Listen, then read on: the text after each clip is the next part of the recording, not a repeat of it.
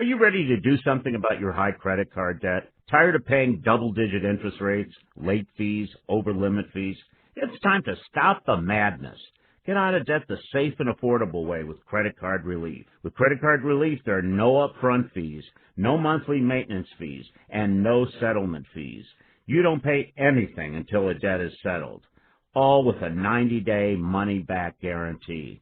That's Credit Card Relief, managed by local attorneys in-state, with workout plans tailored to your debt situation. Get out of debt in months instead of years, all while saving thousands in future bank fees. Call the original Credit Card Relief, where the consultation is free and the results are real. Call 866-290-8282. Not available in all states. That's Credit Card Relief. 866-290-8282. 866-290-8282. Blog Talk Radio.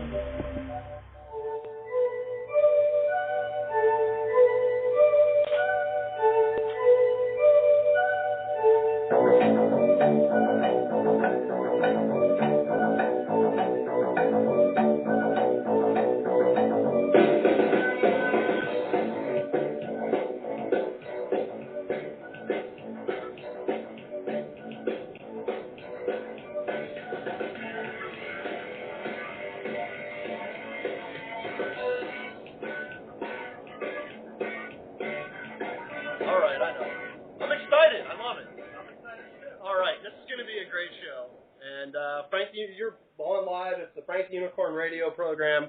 We're on live. You know it's going to be a great show when we tell you going in it's going to be a great show. That is one of the, yes. When Why it's the would first, we lie to you? We would not lie. There's no reason to lie. We have absolutely no reason to lie. We love our audience. If we can say Probably you, if we can say we have an audience, I'm sure there are people out there listening, and we appreciate that, and we're happy to be here live on Thursday, and we're excited you're here with us. We've got a whole bunch of stuff to talk about. We were off last week. We've got a Chiquita-sized amount, right? A banana bushel-sized amount of information. A banana bushel, not just one single Chiquita banana. Right. Okay. We're gonna peel the skin on a lot of things because we have a lot going on. See, oh my. I don't know how we ended up with bananas. I don't know either. I'm actually afraid to find out. Completely unrehearsed this whole thing. All right, so I'm sure they can. So we've got a lot of things we're gonna talk about on tonight's show. We're gonna probably get some call-ins. We've got some different folks calling in, and we've got some things to talk about in that regard. Of course, we're always going to mention. I'm sure we're going to mention our two favorite people on the show that we always talk about. Steven Seagal and Michaeline Black. That's correct. Steven Seagal and Michaeline Black. We're going to talk about a lot of things. We're going to have a little bit of a discussion about our suddenly awful time slot, which is just an absolute killer that's coming up.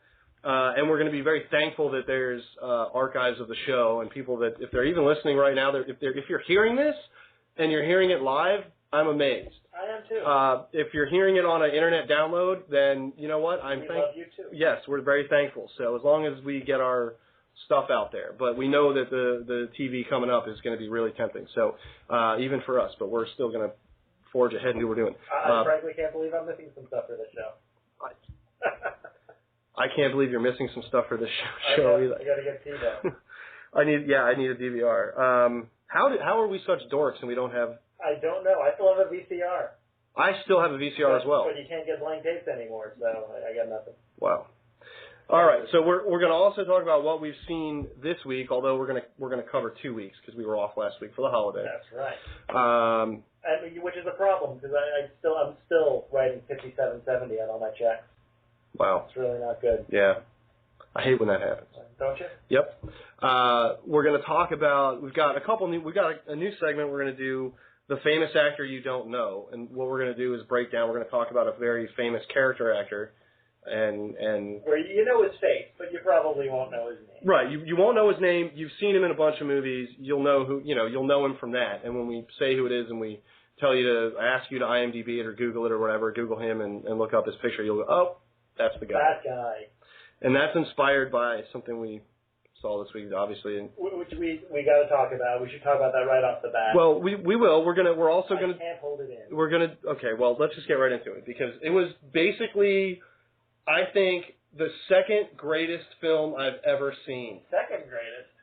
The Muppet movie is still the greatest film I've ever seen.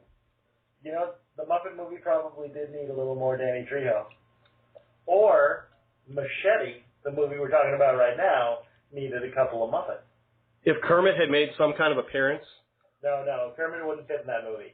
Gonzo's the man you need. Gonzo? For Machete. With a mustache? Absolutely. Oh, that would be great. With a handlebar mustache. Darn tootin'. I can't do Gonzo's voice, but... No, nobody can. Dave Gold, if you're listening, please call us.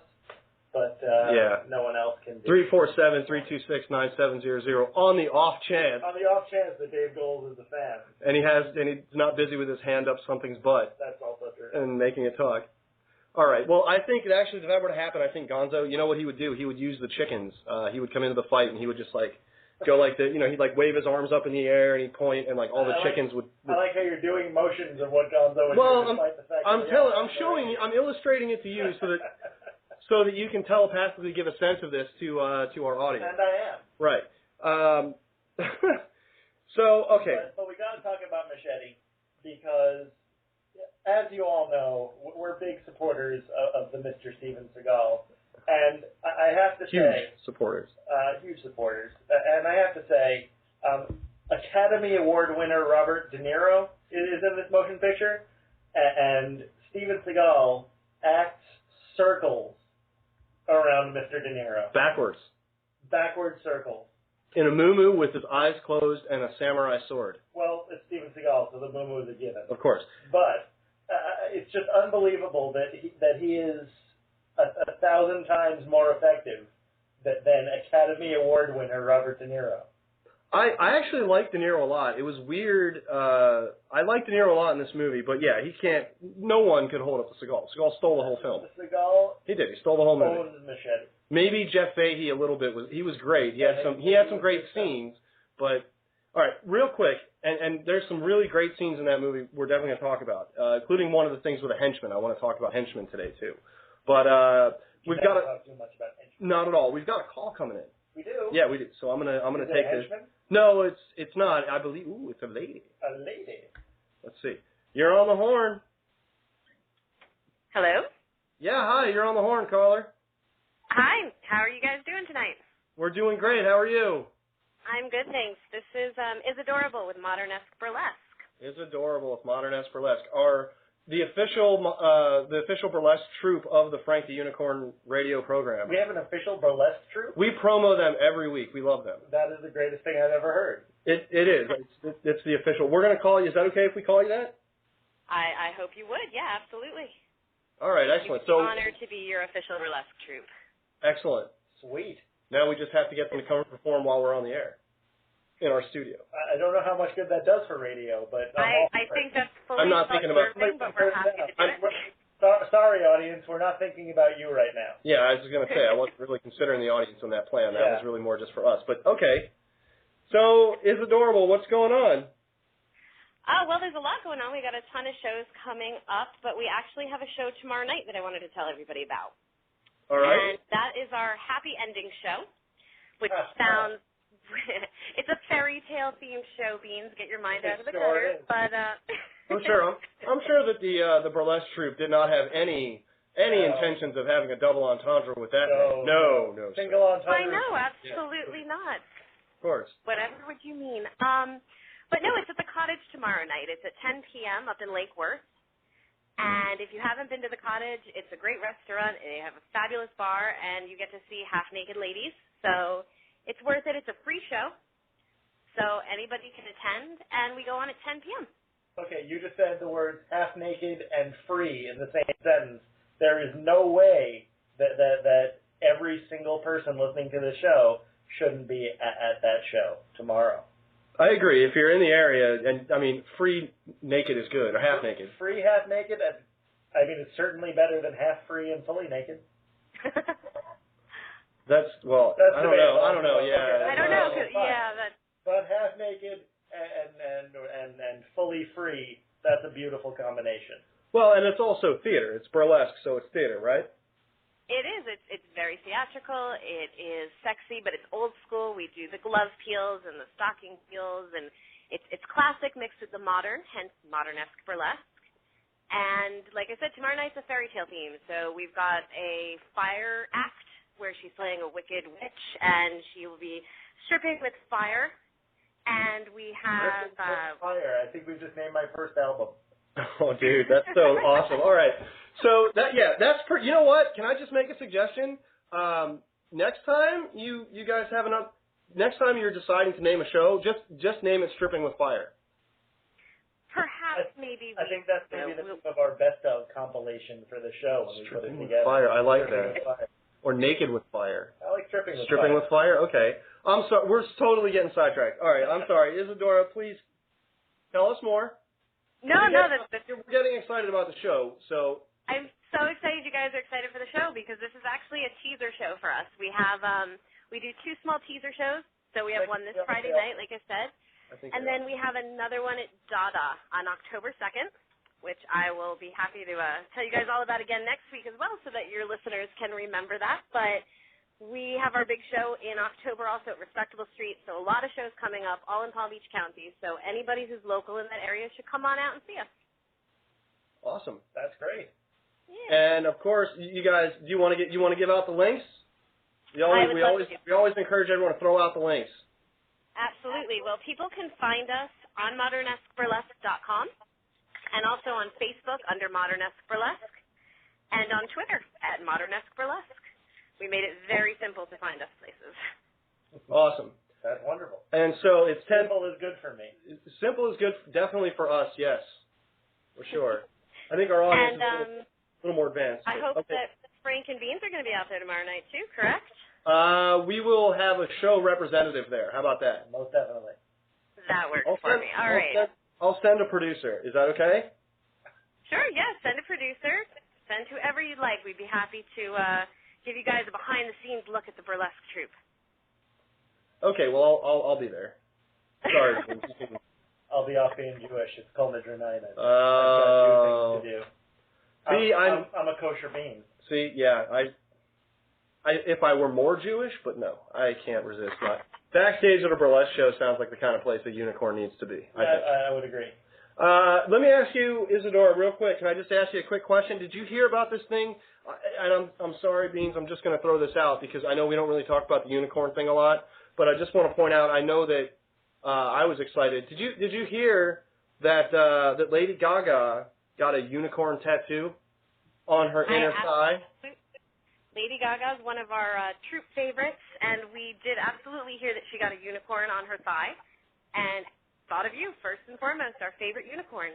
I think we should start a petition to get you on her other thigh. I am down with that. Let's do it. Absolutely. Let's get Frank's unicorn tattooed on Lady Gaga. Yeah, tattooed. Darn tootin'. It's too bad you can't see an eye roll. Probably for the best. Yeah, I'm sure it is. All right. Well, all right, guys. So come out and see us tomorrow night, 10 p.m. at the Cottage in Lake Worth, and check out the whole rest of our schedule of shows on modernesqueburlesque.com. All right, awesome. We shall. I shall be there myself. I'm going to take you up on the backstage thing. And personally, marking modernesqueburlesque.com as we speak. And don't worry, Beans. I'll bring a camera. Excellent. So maybe we'll see if maybe they let us post a few behind the scenes snaps on our, if we can post some of those on the web.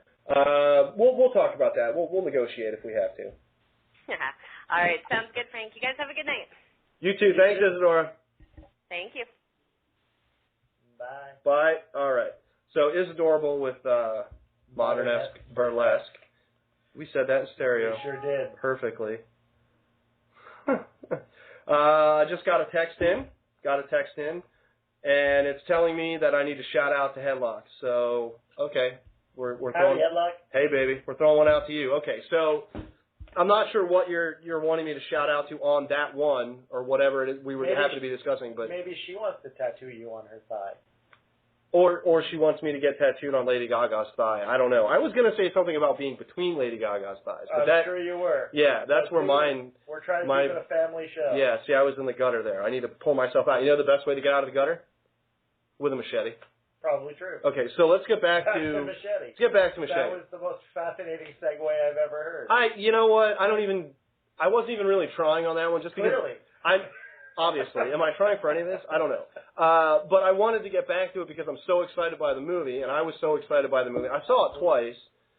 Saw it with you, and then went the very next day, saw it again. Nice. So, I'm fascinated by it, and yes, Seagal was fantastic. And, the thing is, he's so damn good at doing comedy. He's so great at satire, and his performance in this movie really, really shows that, because he knows he's playing a hammy B-movie villain. You can see it on his face for the whole thing. And he loves doing it, and he just eats the scenery like crazy. You can see him chewing on that accent like he's licking something else he chews on. You just know that he was off screen, just licking his chops, waiting to get in there and start throwing those cheesy lines out and just doing that. Look at him. He was licking a lot of chops. Well, he was doing more than licking. He was swallowing them whole. But yeah, okay, I'm sorry. Headlock just reminded me that she actually did post about the tattoo link for Lady Gaga. I had seen it on Twitter, but she actually... She is the one? I'm going to give her credit. She's the one that... she's the one that sent the link. Credit to Headlock. Credit to Headlock on that. All right. And thank you, by the way. So, yeah, just a brilliant performance. He steals the movie. We knew he would. That's true. We knew he would. But I didn't know if he was going to steal it by being extremely good or by just being terrible. What's great is that people, he was in a lot of the advertising, but I guess people didn't notice because there were audible gasps when he first showed up on screen. Oh, yeah. And audible cries of, is that Steven Seagal? Yeah. It's like which no one else in the movie got. There's a lot of great. Maybe Lindsay Lohan got a little bit of a moan when she first showed up. Yeah. But it was amazing to me that the reaction that Seagal gets from the crowd. And I would say for the most part, very positive actually. Yeah. People were excited when they saw that Seagal's the bad guy. I was excited to find out he was a bad guy. Yeah, I admit I didn't. He's never played a full-out villain before. Never has. He does a lot of things in this movie he hasn't done in a lot of movies. Oh yeah. And they're great. And I was thinking about this because he's so good at comedy. Not that I recommend anyone ever see this film, okay? But if you ever have unfortunately seen My Giant. I was afraid you were going to say that. Oh, I'm having flashbacks. Oh, it's terrible. But he was so damn funny. He was so funny. He was the whole best. He was definitely the best thing in the movie. He was extremely likable. He was funny. He really should be doing comedies. And if you haven't seen My Giant, please don't. Yeah, don't. Please don't. But perhaps you can YouTube his scene. I don't know. I'm sure you. I'm not a tech savvy guy. I'm sure you probably could, but I want to talk so much about that final scene. I want to talk so much about this certain scene in the movie. But no, I can't. You're right. And I won't allow you to. And I'm not even going to... It's the best scene of its kind that I think I've ever seen. It was good stuff. But to know what we're talking about, you're just going to have to go out there and see Machete. I am not going to spoil this movie. I spoiled 4 movies last week, or last time we were on the air, in a minute. and I'm not doing that for this one because, well, I'm just not. And I'm not going to take away the moment from Seagal because it's too damn good. But it's a classic film moment. And it's just, the tone is perfect for that film. And there's another scene in that movie, okay, that I want to talk about. It's going to lead us a little bit into a segment, which is the famous actor you don't know. Because one of the things with famous actors you don't know, and there's another film, some more films obviously on the list here, but we'll get to those in a second. I just want to mention this because Machete's kind of a really good example of this, and that is usually when you have a character actor that's like the famous actor you don't know, usually they're playing a henchman. Almost always. But they hench quite a lot. They do, but usually they're like an upper level henchman. They're not like a low level, one scene kind of henchman. They build up in the career because as I recall, Danny Trejo was in a couple of movies early on where he was, third thug from the left. Right. He was just like a nobody henchman who just got a close up because of the snazzy tattoos. Right, okay. And he just started going up the hench ladder. Until now he's the lead in the movie. Now he's the lead in the movie. This is sort of what's inspired this. But yeah, okay, so, but they're henchmen. They play henchmen. They play a lot of henchmen. And there's a great scene in this movie with the henchman where, and I'm not going to ruin it. Let's just say that the henchman gets some common sense. Yes. For the first time in a film, he just gets, well, not the first time, but he gets some common sense, and It's happened once or twice before, but it was done particularly well in this one. Yes, it was, and it led me to thinking about something, and okay, it made me think about Austin Powers, because, and this is what I figured out is one of the things that's missing from all the sequels. Okay? And what really makes the first Austin Powers stand out as a particularly funny movie. Other than a bunch of people doing really bad Austin Powers impressions ever since. Okay. But this is the one scene that is probably the best scene, funniest scene in the movie. No one ever repeats it. No one ever talks about it. It's the scene where, and I think it was actually cut, where they go back and they do the backstory of the henchman that they kill. He like runs over a henchman with like a steamroller, and they do the backstory of the henchman. They tell like there's a cut scene on. Deleted scene? I don't know. Yeah, it's a deleted scene, but they do a whole backstory for this henchman. You know, like where it's like there's this whole day where he gets up and he's showering and he's eating breakfast with his wife and his son and he's talking about the baseball game later and he's doing all this stuff and they're making his plans and he's like, yeah, I'm off to go to work as a henchman. And his career in henchman. Right. He goes to his henchman job and then he gets killed and then his wife gets the phone call and the whole thing. And I think it was really one of the better scenes that was in that film because it's particularly in Machete, henchmen are just so disposable. They're just absolutely disposable. They're complete throwaways, and they're all human beings that would normally have a story, at least to that point. And in a lot of cases, those stories would probably be very interesting. And that Austin Powers bit was the only time that I've ever seen it where it was really ever explored. And he really exploited it and made a really funny joke out of it. There's a comic book about it, actually, called Hench. Oh, really? It was a mini-series maybe 4 or 5 years ago, where it was following the same kind of thing, following a henchman through his day up until he goes henching, or what brought someone like into the career of henching. Nice. I wish I could remember who wrote it because I'd like to give credit, but I don't remember. But but I don't remember if it was a one shot or a mini or something like that. But it was pretty funny. It was a nice touch. It sounds like it. I mean, it's a great well. There's a lot of stories. I'll track it down for you and. I'll do some research for next week's show. Okay, awesome. Because that's a great well to exploit. There's a lot of stories there. You know what? We're taking call-ins, 347-326-9700. We're on the twitter.com/FrankTheUnicorn, so you can reach us either way. And you can always have your henchmen call us. That's true. If you have hench calls. Right. If you have we could use some henchmen ourselves. We're hiring. Hashtag hench calls. Indeed. If you're henching, if you're a henchman or you work as a henchman. If you have henched at any point. Call the show, 347-326-9700. This is way too funny for me. All right. So, yeah, just the whole idea of disposable henchmen is just hilarious to me and their whole backstory. So let's talk about another film that I watched this week, and it's going to lead us into discussion. It'll lead us right into our Who to Get, which, of course, anyone from Machete would be great. Of course. And I've got a couple specifics. Except possibly Robert De Niro, because he'd be very mad at me for having something to say about him. Yes. And he could probably definitely still hurt me. So, yeah. Okay, so we'll avoid De Niro. I think we should. We may, instead, what we'll do is we'll get Alec Baldwin to come on and do De Niro as, just as a character. That would be fine. That would be good. Yeah. Am I asleep? Because I'm dreaming. Okay. The other movie that I watched, and I watched it like on a Sunday night, Cool World. That's the other. I've never seen that movie. You've never seen Cool World? I know of Cool World. Okay. I remember that was the one with Brad Pitt in the cartoon. Yeah. I have never seen it. Okay. It's a Ralph Bakshi movie. It's live action and animation mixed. It's going to kind of truncate our discussion of it because you haven't seen it, so I really don't want to blab all about it and make points about it and ruin it. But I know it's on the streaming. I'll have to watch it at some point. Yeah, it is. That's actually how we watched it. Streaming Netflix, which is great. Little piece of heaven. But I mean, we talked a little bit about Ralph Bakshi, and we've discussed Ralph Bakshi and some of his other things that he's done. And Cool World was, I think, his most recent thing, at least his most recent big project that I've been aware of. I don't know if he's done much. Could be. It's been a while since I've heard from Ralph Bakshi. Yeah, I think Cool World was, like I said, pretty much around the last time. But he's made some really fascinating stuff. I mean, he did, he worked on the Terrytown cartoons and Mighty Mouse, and then he's an animator for those that are not in the know. And his name is spelled Bakshi.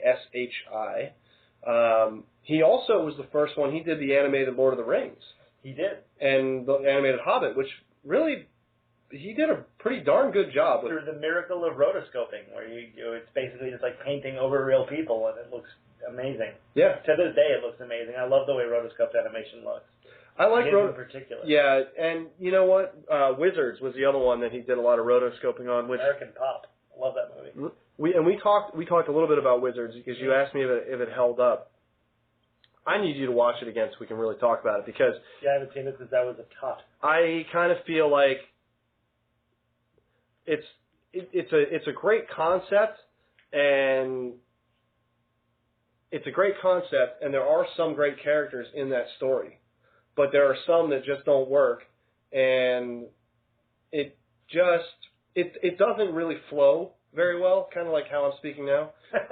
It's just hard to connect the dots. Kind of like our show. Maybe it holds up for us. Right. I don't know. But it's kind of hard to connect the dots. If you're listening to the show, you'll love Wizards. If you're not familiar with the backstory of what's actually going on, if you just watch it to figure, if you're not at least somewhat familiar with what it is and what's happening, it's difficult to understand how he's doing what he's doing at the end of the movie. And I also thought the ending was a little bizarre. I don't remember the ending at all. Well, when I'll have to see it again. The one wizard is fighting. Avatar actually is his name. Is fighting against his brother, the evil wizard. And let's call him Murray. Well, no, but he uses technology to defeat him, which is just sort of the anti. It's just weird because on the whole dynamic of the movie is you've got the one brother who's the evil guy who is using all this technology and creating war and famine and all these problems to gain power. And then you've got the other brother who's, the magician with all the power, the magic powers and all that. And the way that the brother with the magic powers wins is not the way that you would expect. Gotcha. I just remember that it looked snazzy. It's got a very interesting look to it. It's a very mid-70s Bakshi looking film, which is really cool. The animation that he did was very 70s, very cool looking. But it was very 70s. Like, even today, literally, I'll look at a Ralph Bakshi movie and still be floored by some of what he did. He was very effective with the rotoscoping. And oddly enough, he didn't really do a lot of storyboarding either, which really makes it even more amazing with some of the animation that he pulled off. So, I don't know, check out Bakshi. If you really want to see classic Bakshi, of course, Fritz the Cat. Not the second one, but the first one. I never knew there was a second one. There is, I but didn't know Fritz the Cat returned. Yeah, there was a second Fritz the Cat. Not really worth speaking of. Fritz the Cat, The Quickening? Could be. You could call it that. Okay. Or Fritz the Cat 2, Electric Boogaloo. Could be. Those are pretty much the interchangeable second movie, right? Like the sequel. Yeah. And then for number 3, it's always like in 3D. Yeah. Which I guess now is like everything's in 3D. Matter. Yeah. Look, crappy movie, but it's in 3D. I'm talking to you, Piranha. Hey, Piranha was a blast. Yeah. Say what you will, that movie was a fun. blast. Unfortunately, that blast came from a rear end because it was. Where else are you going to see Jerry O'Connell's penis floating towards you in 3D? At Rebecca. Only in Piranha. At Rebecca Romaine's house. Well, there's who. Probably. And possibly at John Stamos' place. Probably at Rebecca Romaine. Okay. So let's get back to some. I think we went a little dry with the Ralph Bakshi talk. No more 3D penises? We can. 3D penises are fine, but I'm just saying I'm steering us away from Bakshi. We'll encourage our audience to check them out. I'm trying to steer us into 3D penises, but you keep curving it away. Well, wow. Okay. So let's just get this straight. You just said 3D. I'm trying to steer you into 3D penises, and you keep curving away. Okay. I did say that. I am going to slam the brakes on the 3D penis discussion because we're stopped. Okay. Why am I the only one who saw that movie? So Jeff Fahey would be great. He was great in Machete as well. I thought he was particularly good. We could get him. I always liked him in Psycho 3. He was ultra sleazy and great in Psycho 3. And he was great as a Lawnmower Man. Let's not push it. Come on. I kind of hate that movie. How can you hate? I'm giving Bean such a puzzled look. How can you hate the Lawnmower Man? How can you hate the Lawnmower Man? I'll give you a couple of reasons. Those two. I'll give you exactly 2 reasons. Brett Leonard. Those are the reasons I hate Lawnmower Man. Brett Leonard has never made a decent movie. And Lawnmower Man was the start of a horrifying career. So he won't be calling us at 347-326-9700. I wish he would. Brett Leonard, give us a call, because I got some words for you. I will say this, and this is all I'm going to say. I have not actually seen the original Lawnmower Man since it was in the theater. I was in high school, and I was doing something that most high school kids do at the time. You were taking a math test? Yes, that's right. I was actually studying trigonometry and calculus while I was watching Lawnmower Man. It would only have made it more entertaining because that movie is awful. I'm going to have to watch it again. Okay, so I got to give it to Jeff A. He is good in the movie. He is the only good thing about it. The movie is just awful. Okay. Awful. Brett Leonard, give us a call because 347-326-9700. you screwed up the Lawnmower Man. It's okay. How many horrible Stephen King movies have there been? A lot, right? Yeah. Decent amount of bad Stephen King movies. This is the only one that was so bad that King sued successfully to have his name taken off it. Wow. Yeah. Graveyard Shift, that's fine. Pet Cemetery 2, no problem. Oh, The Mangler? The Mangler, sure. whatever. Hey, Lance Henriksen needs to work, okay? But he took his name off of the Lawnmower Man. Wow. Because, yuck. Do you think the producer of the Lawnmower Man, or do you think Brett Leonard owns a van? Can I ask you that? I don't know.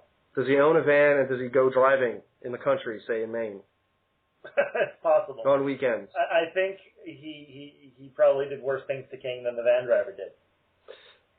Wow. But Brett Leonard, we apparently are not. Beans is not a fan. And if it counts, I don't only. I was not so offended by it. Brett, if you're listening, I don't only dislike you for the Lawnmower Man. I have many other reasons.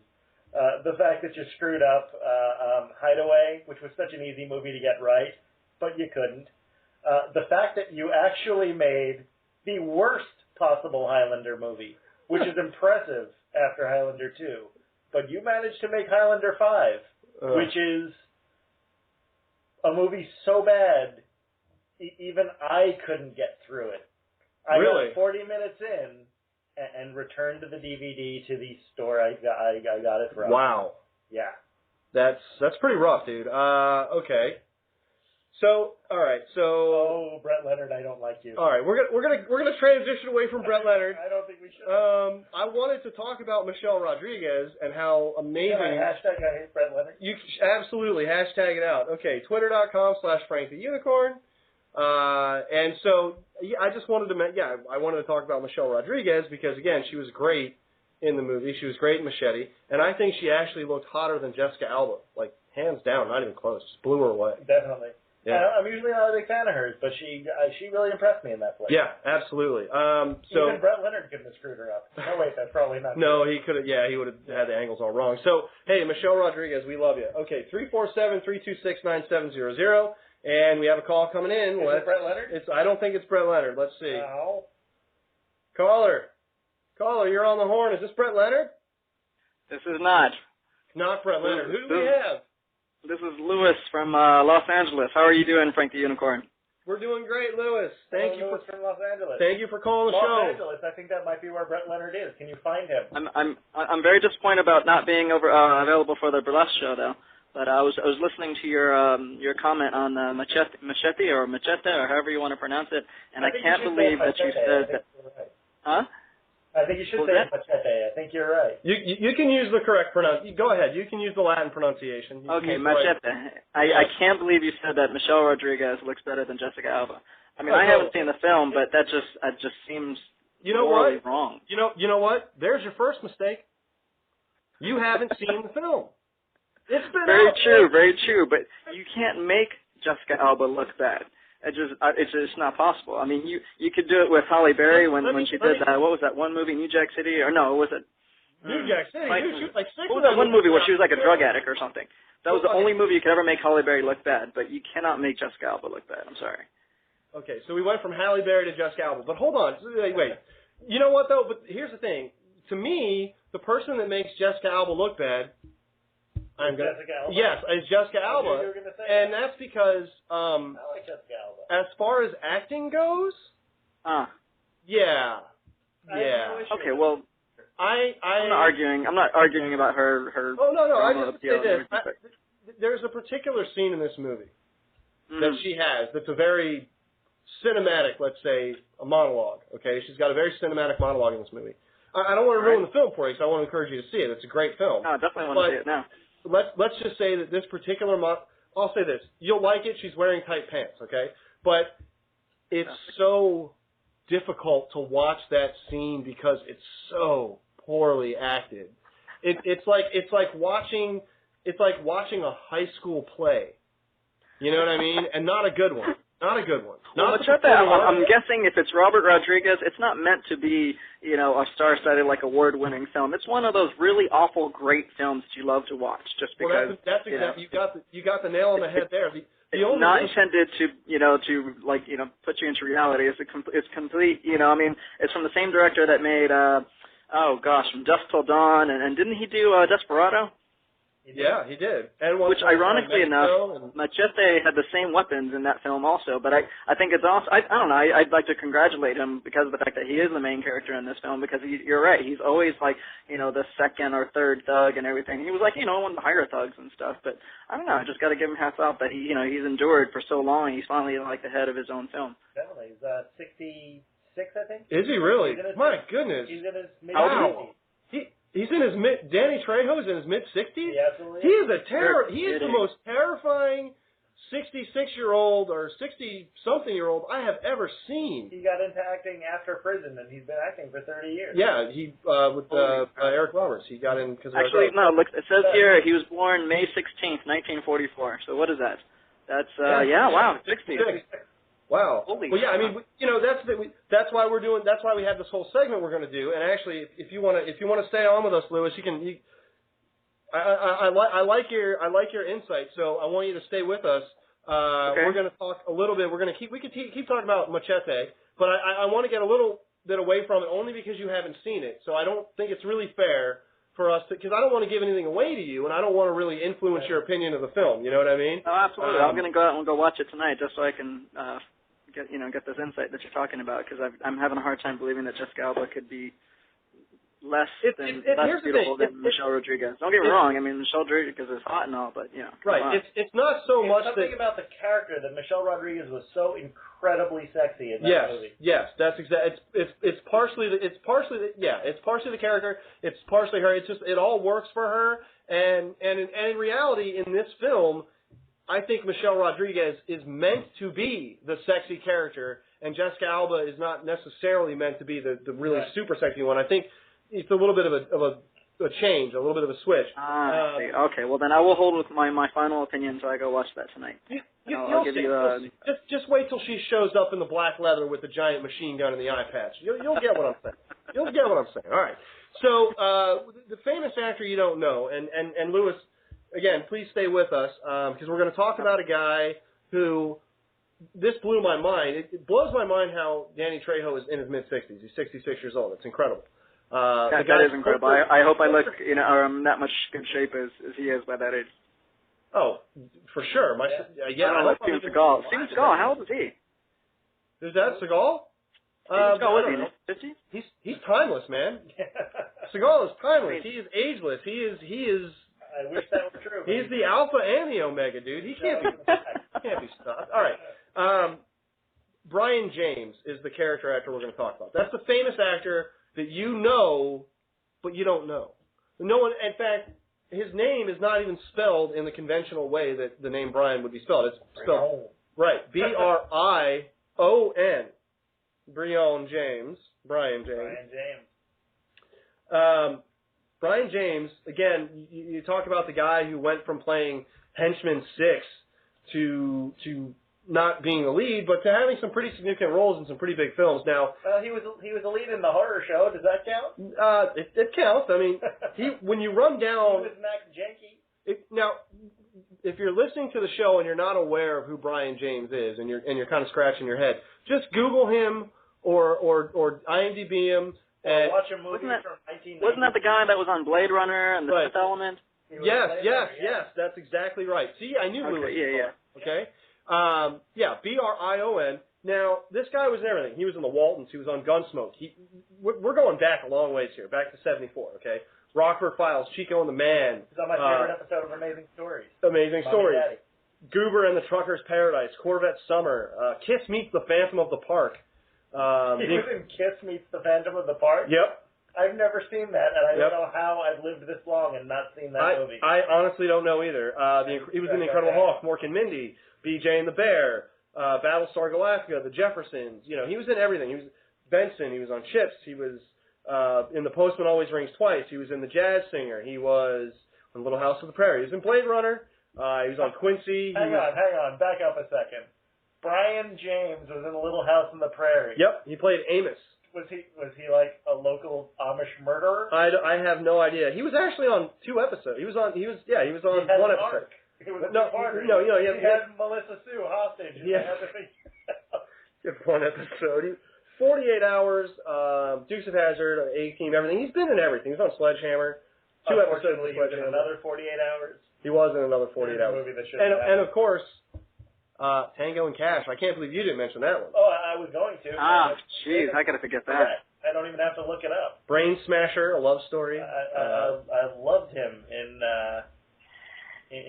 Tango Cash. He was Joaquin. I'm sorry, Perrette was Jack Palance, but he was Joaquin, the British guy, in which he did one of the worst English accents you'll ever hear, but for some reason totally works. You know what? Here's the amazing thing. Lewis, let me ask you a question. You're aware of Brian James, right? Say again? Well, obviously you're aware of Brian James because you named a couple movies he was in, right? Okay. Now, are you aware that now he died? You know that he died. Did you know that he died? No, I didn't know that. Okay. Well, he won't be in Machete 2. No, he won't, unfortunately. But here's where he may, and here's where I'm gonna blow your mind. He died in 1999. 99. Holy crap! I'm just looking at that right now. I just looked it up.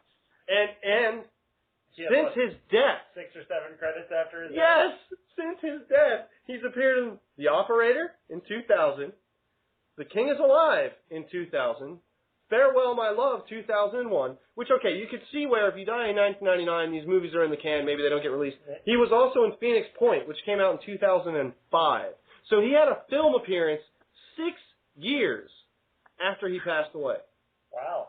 That, my friends, is a working actor. Yeah. That's amazing. You know who else has been doing that? Renee Zellweger. Oh yeah, that's right. Sure. Well, yeah. She lost. She turned into an anteater. She turned into some kind of anteater. She died in 1998, and she's still coming out with movies. Holy crap! I didn't know. That's Renee Zellweger died. I guess I'm not up to date with all the latest celebrity deaths.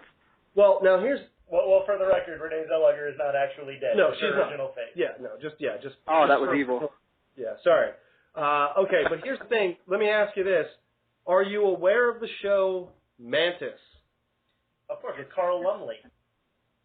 This is why Sounds like a military show, but no, I don't believe I ever watched it. He was a superhero. What's it about?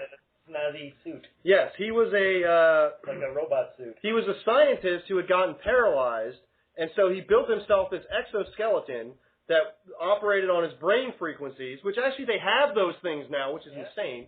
And this was in 1994, and it was on right before the X-Files, which was like the dead spot. That was where shows went to die. They just put them there to kill them. And it did. And it did, yeah. One season. Only aired 20 of the 22 episodes. It didn't even air the final 2 episodes. So, which is good because it has a horrible ending that I won't give away. It does. It does. I know the ending. Now, unfortunately, I know the ending, but I still have never seen the show. Good show. Until that last episode. So, I am very excited to see the show. And of course, how am I brought to the show? How am I brought to the show, the sci-fi show about the African-American scientist? Now, it's important to say that only because he's an African-American superhero, and there aren't a lot of those. So it's really cool to have one with his own TV show. Okay. Who didn't have to bother putting black in his name like Black Panther or Black Lightning like they always seem to. Right. He's just Mantis, which he was named after the suit. But okay, so and although they made it, that looks like a mantis. Okay.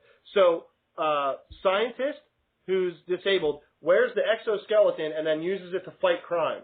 Right? Gotcha. And it's like this whole sci-fi deal, and the kind of show that if it came on now would probably do very well. Yeah.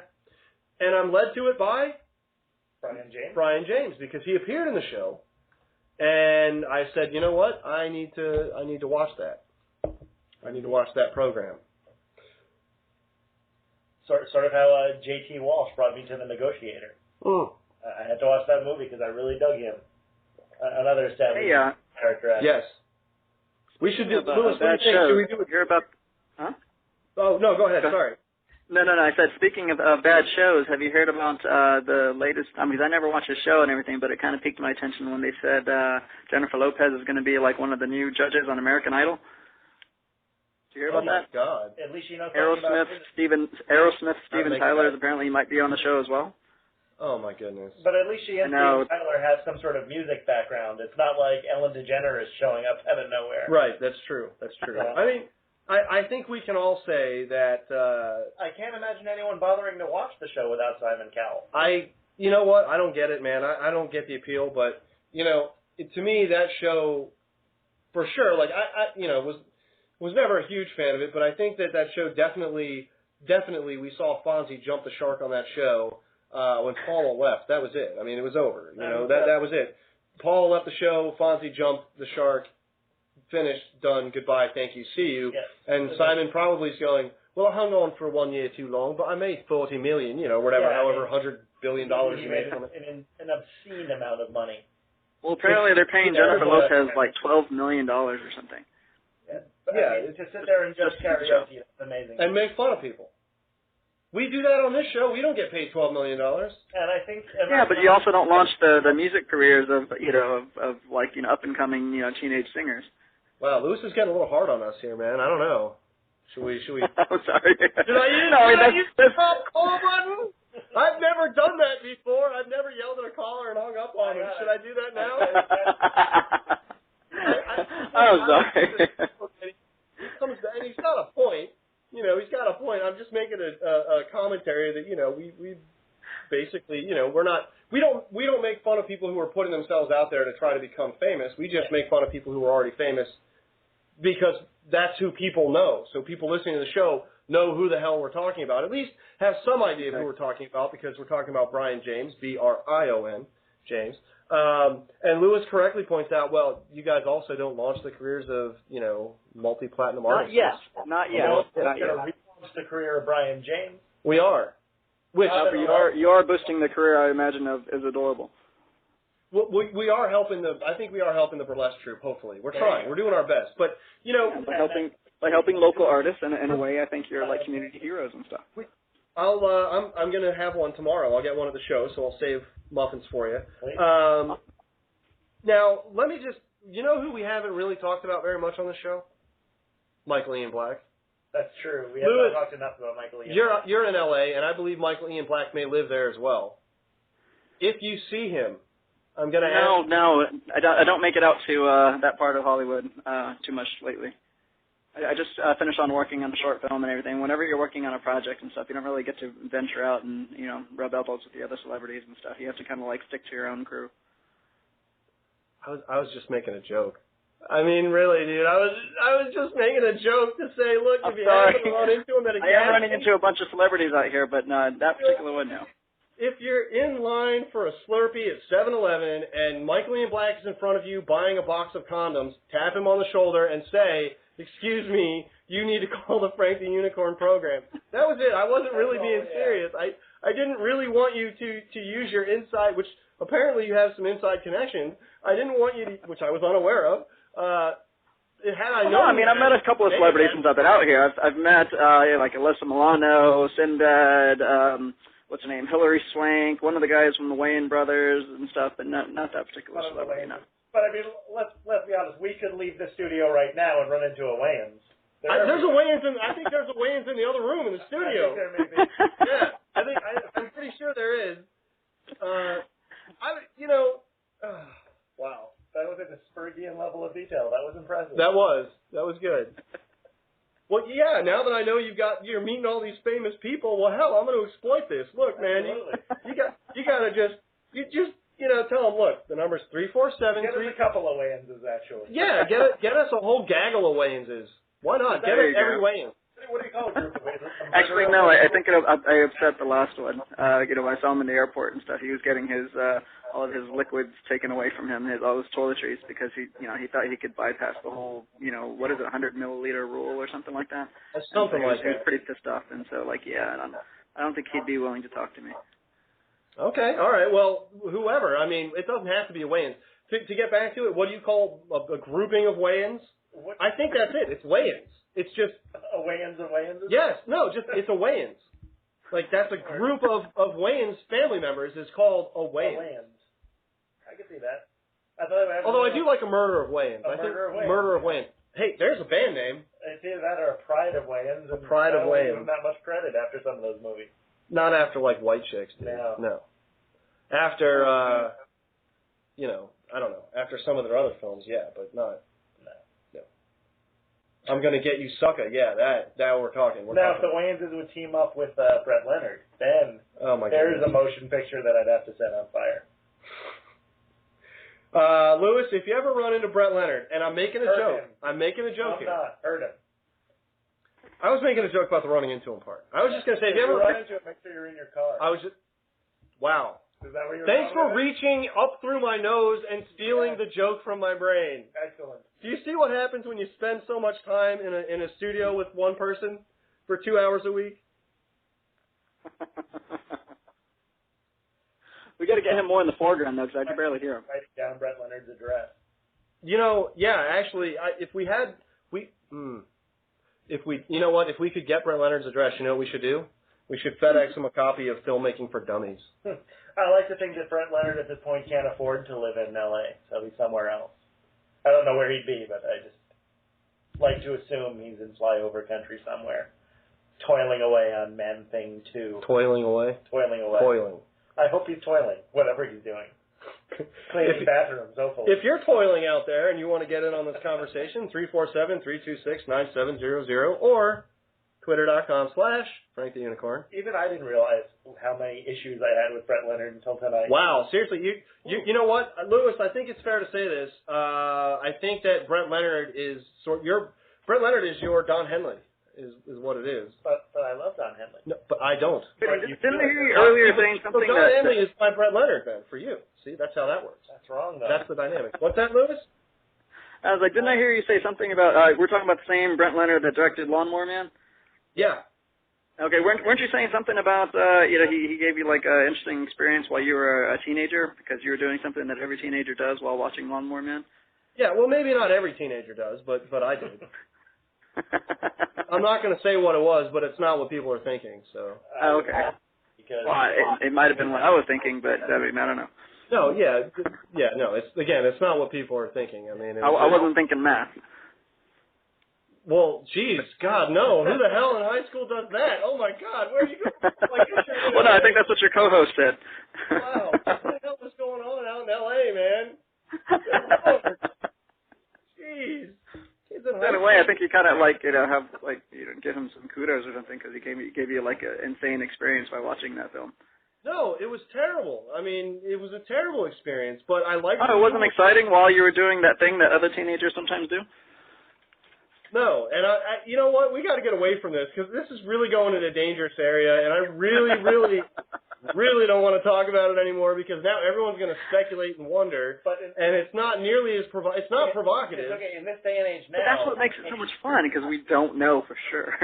We can only assume. Now, all teenagers do what they should be doing, which is not seeing The Lawnmower Man. No teenager now has seen The Lawnmower Man, which is a good choice. Right, except they're too busy listening to Justin Bieber and and watching vampire crap. I would rather sit through a Twilight-a-thon than watch. How about if it was directed by Brett Leonard? I would say that then sit through another Brett Leonard movie. Brett Leonard can't direct Traffic.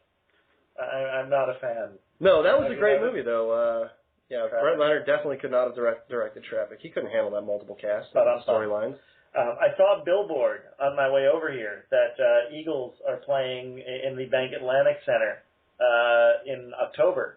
So Don Henley will actually be in town, and you can perhaps my eyes bring your hatred to him. I don't know. What is it about Don Henley? I just don't know, man. Why do we have to talk? Like Brett Leonard has no discernible talent. I can't imagine anybody enjoying it. I know. He has no discernible what? Talent. He got talent. He's devoid of talent. I understand. But Don Henley, I mean, he writes songs. He plays music. He's. It's just a personal thing, man. I can't explain it. I can understand being like, he's not to my taste. But to have the pure hatred for him that you displayed, I don't understand that. What can I tell you, man? He's a sandpaper massage. He rubs me the wrong way. Sandpaper massage. That is excellent. Hashtag I have to use that. Look, I can't help it. I just, for whatever reason, I don't enjoy his music. I have nothing against Don Henley personally. I'm not asking Lewis to hit him with his car the way you are with Brett Leonard. You know, I don't want to injure him or hurt him. Throw it in reverse. And I'm not telling him not to do his thing. You know, do your thing, make your music, whatever. That's cool. I just don't like it, and I don't like it to the point that it hurts my ears, and it makes me want to burn things. I don't know. It bothers me. It doesn't make me want to burn things, but it bothers me. It bothers me. I just don't like it. It's not my taste. You know, you have music that you just don't like. It just doesn't happen to be Don Henley. For me, it just happens to be Don Henley. Everybody digs him. I know, but it's one thing to not like him. It's another thing to be so filled with vitriol that I'm not so filled with, like, again. But you said that if he's your Brett Leonard, that's some vitriol right there. That's as close to Brett Leonard, I think, as I have for anyone, which is just, I don't enjoy their... It's wrong is what I'm saying. Okay. Well, I mean, you know, look, yeah, fair enough. Everyone has their own opinion, right? That's fine. Fair enough. You know, but again, for me, Don Henley just doesn't do it. Much like for you with Brett Leonard. Okay, so let's forget that. Let's move on from that. We do have also a segment coming up with the glamour. Now, we're not going to get into that just yet. I want to save that a little bit for a little bit later. But yeah, so let's, you know, Brian James, we're talking about Brian James. I'm trying to get back to where we were. You know, those rails we talk about every week. We just go flying off them. But, so this week we did Brian James. Next week, I think we're gonna have to pick some new character actors to do a little retrospective on and talk about. Indeed we will. Now, what would be curious is if Brian James had ever appeared in a film directed by Sir Brett Leonard. That's what I'm curious about. He may have. In fact, he probably did, because Brian James was in a ton of movies. I mean, there's plenty of actors I like in Brett Leonard's movies. Jeff Goldblum was the star of Hideaway. I'm a huge Goldblumite. But, yeah. I do enjoy the Jeff Goldblum as well. I mean, I don't know. I'd want to ask him, though, like, come on, man. When you read Independence Day and you were like, you're going to give a virus to a alien computer, come on. Meanwhile, the movie made $1 billion.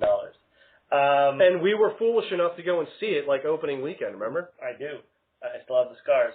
One thing that Brian James was in that I've always really enjoyed was The Horror Show, which was actually supposed to be House 3. If you remember, there was a series of comic horror movies called House. And the first one had William Katt and John Ratzenberger was in it, and George Wendt. George Wendt was in the first one with William Katt. And then John Ratzenberger was in the second one, which has one of my favorite titles of all time still, House 2, The Second Story. That's always made me chuckle. But they made this movie as House 3, despite the fact that it has no connection other than the fact that, you know, one of the dudes in the movie lives in a house. Right. It's not a haunted house. Not even the same house. It's just a house. But they made it as House 3, but then for whatever reason, I guess they realized it was much too harsh, because the House series, they were PG-13, they were, you know, kind of goofy comedy horror. Yeah, and they're great. I mean, and Richard Mole actually was in. And The Horror Show is a harsh little movie.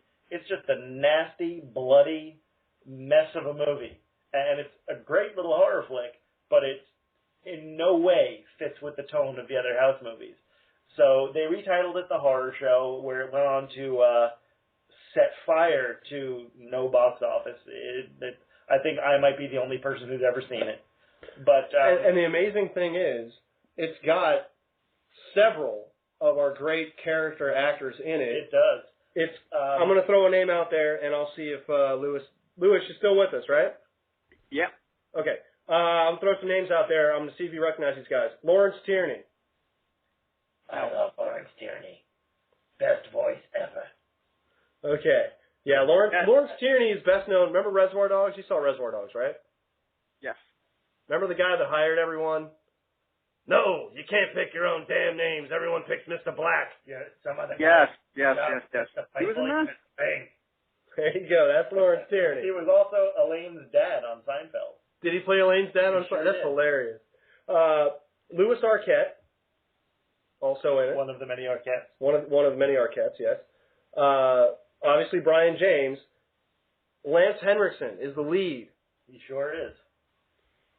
And you know what's funny is that when you bring it up on IMDb, it has the poster of House 3. It's just House 3 is the poster. Yep. And what's funny to me is that they went on later to make House 4, which is also a very silly comedic, also R-rated, but a silly comedic horror film. And I think it's funny that it goes from House to House 2 to the horror show, which no one has any ideas connected, to House 4. I don't know why they didn't give that a different title. You know what? I don't know. Perhaps it's the same thing. We're missing Leonard Part 1 through 5, so True. it's the same kind of deal. But Kane Hodder plays a killer pizza in House 4, which makes it totally worth watching. I wish I was making that up. Folks, you just can't get this on other shows. No one else is going to tell you what. No one else, no other radio host on the air anywhere, I defy them to know and bring up that Kane Hodder played the killer pizza in House 4, which is not connected to House 3, which has a different title. And come on, no one else could do this. This is No one this is else what should do. No one else should. Definitely leave it to us, but leave it to you, really. The tagline for the horror show or House 3, best tagline ever. I don't remember the tagline. Go to hell. Was that the tagline? That's the tagline. That's Go to hell. And Max House 3? And written by Alan Smithy, so we all know what that means. Yeah, that means good things, doesn't it? It does. It means it's so terrible. The director and or writer in this case decided they did not want their name credited to the film, much like Stephen King with Lawnmower Man and your hero Brett Leonard. It's become the Kick Brett Leonard show. How did this even happen? He was not even on our list. All shows should be. He was not on our list. He and Willie Ames are somewhere crying about the things we say about them. Yeah, well, he made Hideaway. It's his own damn fault. Actually, you know what? That's what we need to do. Lewis, what do you think? Yes. Here's what we need to do. You need to help us. We got to round up Brett Leonard, Willie Ames. We like Willie Ames, though.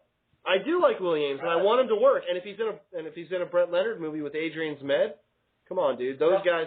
Problem is, I don't want Brett Leonard to work. Why don't we let Brett Leonard do a remake of Zapped? No, because then I wouldn't be able to go see the Zapped remake. And if someone's going to remake Zapped, I want my butt in the seat in the theater. I want to see that movie. Lewis, what do you think the odds are of remaking Zapped? Is anyone out in L.A. talking about remaking Zapped? No. Are you familiar with the film? There's probably a good reason for that. What I would like to see is a remake of Big Trouble in Little China. That'd be awesome. Big Trouble in Little China. That would be a good remake. No, do you remember that show? That movie? That movie bombed apparently when it first came out, but I think it's has a cult following. That movie is perfect just the way it is. Do not mess with Beans is attempting to choke me. How dare you, sir? He's very sensitive about the Big Trouble in Little China. You can remake Big Trouble in Little China. That was one of those. Or even a part 2 would be cool. You know, I mean, I'm sure it'd be horrendous. Another one of those, god awful great movies. But that just was just alchemy. Like it just came together in such a way that you couldn't do that again. No, because John Carpenter and Kurt Russell both at the top of their powers. And oddly enough, what's her name? Kim Cattrall. Kim Cattrall. Young Kim Cattrall. Hot Kim Cattrall. Indeed. Porky's hot Kim Cattrall. Right? She's close. She's close to Porky's hot. Right? You just need to get a better soundtrack. Maybe you could play the music for the soundtrack in the next Big Trouble in Little China. How's that? Me? Oh, no, we music. wouldn't want that. No, we wouldn't want that. Although, come on, it can't be any worse than the soundtrack from Big Trouble in Little China. Are you gonna hang up on me now? I would if I could reach the button, sir. Wow. Music in that. Wow, dude, you have enraged. I've listened to you play. You're pretty decent. Wow. All right. The soundtrack in that movie is horrendous. Okay. On that note, Well, before Beans actually chokes to death and has a conniption on the air, before his head splits open, a la Bill Cosby. The Bowling Green Philharmonic will be very upset. Yeah, I'm gonna. Lewis, thank you very much for calling the show. I hope you call next week. I know you've got some other stuff you've got some other stuff I want to talk about. So you know what? Email me. I want to talk to you off the air so we can talk a little bit about some other things and have you on guest next week. Well, great. Thank you for having me on. Best of luck and see you guys next week. Take care. Thank you, Lewis. Have a good one. All right. Bye-bye. We got Lewis from LA there. I gotta say that a little side note about the music in Big Trouble in Little China. Go on. And all of John Carpenter's movies. He does his own music, which has always impressed me that he can do. I mean, he writes, he directs, he does his own music, and he always credits it to the Bowling Green Philharmonic, which makes me chuckle because he's from Bowling Green, Kentucky, and that makes me laugh. Yeah, dude, you were getting upset. I could see it. I mean, you don't knock John Carpenter. No, well, not John Carpenter and Kurt Russell together. Or John Carpenter, period. But do you notice how most of the really great John Carpenter movies tend to have Kurt Russell? They do. I'll give you right? that. They have a special thing. They have a really good dynamic, those two. They have a special relationship, those two. They've made some great movies together. But Carpenter, I know he hasn't done much of note lately. I know that the spark has been missing from his last few. But I have faith in the man, and but you know what? It doesn't take. I happen to love the tinkly electronic music he does for his movies. It doesn't take away from what he's. I mean, you look at some of the movies. This guy, first of all, made the most successful independent film, pretty much ever. I mean, Halloween, and the only movie with the right to be called Halloween. That's seriously. I mean, perfect, perfect horror movie. Right? Absolutely. That is the best. You cannot get better than that. You will be looking over your shoulder for a week after you see Halloween for the first time. The bar, that movie set the bar so high. There was no way that they could make a. That's why every other 80s or since slasher or type horror movie has been a joke. Right. Because the first major one that really was a big hit, Halloween, was so dead on perfect. Absolutely. There's nowhere to go but down. You're not going to make a better movie than the original Halloween. Very true. And again, guess what? That creepy-ass music did himself. Yep, that was John Carpenter. Yeah. See? Yeah, we're redeeming John Carpenter. Not that he needs redemption. He doesn't. But we're gonna have a little discussion about how awesome he is. Smoking so he can live for another 20 years and keep making movies. There you go. That's all I'm saying. So we're just in case John Carpenter is listening, we sir, are fans. And if you could see us, thankfully you can't, we are tipping our hats to you. Very much so. Yes, sir. All right, 347-326-9700 on the Frank line. I think you know what we're going to do. And, hey, you know what? If you guys are out there and you're on Twitter and you're listening to the show, twitter.com/FrankTheUnicorn, what do you guys think if we get an 800 number? I've been thinking about setting an 800 number up for our call-ins. I think we may get more calls if we have an 800 number. If you've got an opinion on that, well, you could call us on the not toll-free number, 347-326-9700. Or you can tweet is free. Right, or you could just go ahead and tweet us at twitter.com/FrankTheUnicorn. The other thing, though, doesn't everyone have free long distance on their cell phone? Like, who pays for long distance anymore? I don't. No one does, right? With Skype and everything else, Vonage, you should never pay for your long distance now. But which is great because now we don't have to get those stupid calls about switching our long distance service, which were like the most annoying things ever, aside from Brett Leonard, who I believe I think he got his start writing scripts for the telemarketers who would call you and ask you to switch your service. What do you think about that? I think it's probably true. I agree. All right. We do have a whole issue here of the glamour that we can. We have the glamour. We have the glamour. I don't even know who that is on the cover. That's Lee. Do you watch Glee? Have you seen Glee? I have not seen. I've seen one episode of Glee. Okay. Not that it was bad. I just haven't had the chance. I saw my first episode of Glee 3 days ago. Wow. So I've never. I've watched a bit of it. I watched a season or so, but for me, it's. I think American Idol is responsible for Glee. I think it's basically just karaoke the series. It's a little off-putting to me, but I like Jane Lynch a lot, and I'm glad it's doing well because I like to see her doing well. I would say this. I mean, It's not to my taste from what I've seen, but the music is actually not karaoke. it seems bland and harmless. They're actually Broadway actors and exceptional Right, singers doing the songs, so it's not karaoke. I know, but when you hear Broadway singers singing songs you know, like when they did that Billy Joel musical or things like that, Right. it always kind of, at least to me, it kind of sounds like karaoke. It sounds like, just not the right dude or lady singing that song. No, it's show tunes. I mean, that's what it is. It's a show. Right. It's a show with a show about a show choir. So not to my taste, but I can Alliteration see why aside, but I can see why people like it. okay. Well, fair enough. It's no Brett Leonard. It's no Don Henley. Okay. So you feel about Glee the way I feel about Don Henley. Would be incredibly entertaining. Okay. Anyway, it is for some.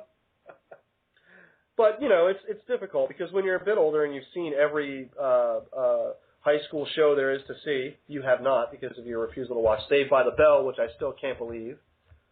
Somewhere in the world, Dennis Haskins is crying not a because of you. refusal. Dennis Haskins is in tears It was because just you off my refused radar. to watch him as Mr. Belding, the Beldar, the Beldo. I did learn the other day where the term "Saved by the Bell" comes from, which I never knew. Go on. Did you know this? Go on. It was I don't know the time frame exactly, but when people there was a tremendous fear of being buried alive. Was it during the Black Plague in that era? People had a tremendous fear of being buried alive, and many of them were buried with a bell, so that if they were still alive, they could ring the bell and be exhumed. I have heard that as well. Although I heard that it was more that they would be buried with a string around their finger that was attached to a bell up top. Right, but same idea. It was just Because if you're 6 feet underground, you can ring that bell all friggin' day long. And they weren't they were hardly 6 feet under. They were buried in mass trenches where they were covered with a thin layer of soil. This show is so pleasant tonight, isn't it? Yes, enjoy that. It's fantastic. But if you were in fact buried alive during the Black Plague, I guarantee you had a much more entertaining time than a Brett Leonard movie. Wow. Yes. And you maybe suffered less? Is that? You definitely suffered less. Okay. I saw Virtuosity. You definitely suffered less. Wow. Yeah, Virtuosity, not good. No good movie. Hey, we've got Denzel Washington and Russell Crowe in the same film, yet... Let's make something worse than Law Abiding Citizen. Ooh. Yeah. I know Law Abiding Citizen hasn't happened yet at the time, but still. Maybe that was the inspiration. You never know. I think it probably Maybe the director saw that and said, this movie's so bad, I want to make one just like it. Could be. Okay. So we're going to get into glamour a little bit. Now, Leah Michelle's on the cover. She's on Glee. She's the female lead. She is, but she is quite fetching. She's the female lead. She's very pretty. I thought Jane Lynch was the female lead. Is Jane Lynch not the lead on that show? Jane Lynch is really the glue of that show. She's the one I see everywhere, so I just assume. If this were the 70s or 80s, I may say that she was the Fonzie of that show. Gotcha. That makes sense. Or if this were the 90s, the Urkel of that show. See, that makes me feel like I wouldn't want to watch it. Well, no, you don't want to watch Stephen Urkel, but the breakout character, the glue that holds it all together, that makes it all work. Makes sense. Yeah, so she's on. It's just a bit unflattering the way they've done the cover. She looks very fetching. She looks great. I didn't know we were British and we were saying fetching. But she's rather fetching. Yeah. But yeah, it's just weird the way that they've done some. Anyway, so now we're into glamour and we're looking at glamour now. Glamour, not as ridiculous as Cosmo, though still some fun stuff in here. And interesting Why is there a picture of Marilyn Manson in there? You know what? That's actually Lady Gaga, my friend. Is that? Yes, it is. Oh, sorry. Yeah. Marilyn. Yeah. Didn't mean to offend. Oopsie. Okay, so, and look, here we got some Jessica Alba action going right here as well. We'll just draw a little mustache on her. No, I'm kidding. Okay. Oh, that's mean. Yeah. All right. She's no Michelle Rodriguez. So, okay. Do's and don'ts, news and views. Okay. Is it a do or a don't? Army jackets. Should women wear army jackets? And it depends. Are those women Israeli? I don't know. I think it's just...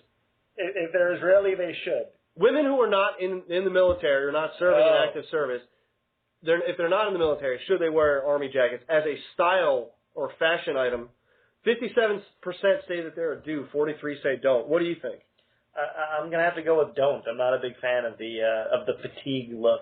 Yeah, I just don't think it's very flattering, and I think it's got a specific purpose, and if you're wearing those clothes, you probably should be doing something related to military service. I think if they want to look military, they should just go the Hawkeye Pierce route and wear a robe. Or they could do the Michael Jackson thing and wear like the general's jacket with the huge epaulets. There you go. And all the rhinestones, just go way over the top of it. Some of these, I mean, obviously I'm a dude. I don't get some. Okay, upgrading Obviously. I didn't know. I'm sorry. The unicorn thing, I just sort of assumed that obviously wasn't really part of that. I'm a dude. Okay. I'm a boy unicorn. We've talked about this. A manicorn. My name is Frank, dude. I mean, okay, it's really Francis, well, but okay, it's Frank, really. Have you not seen Frankie and Johnny?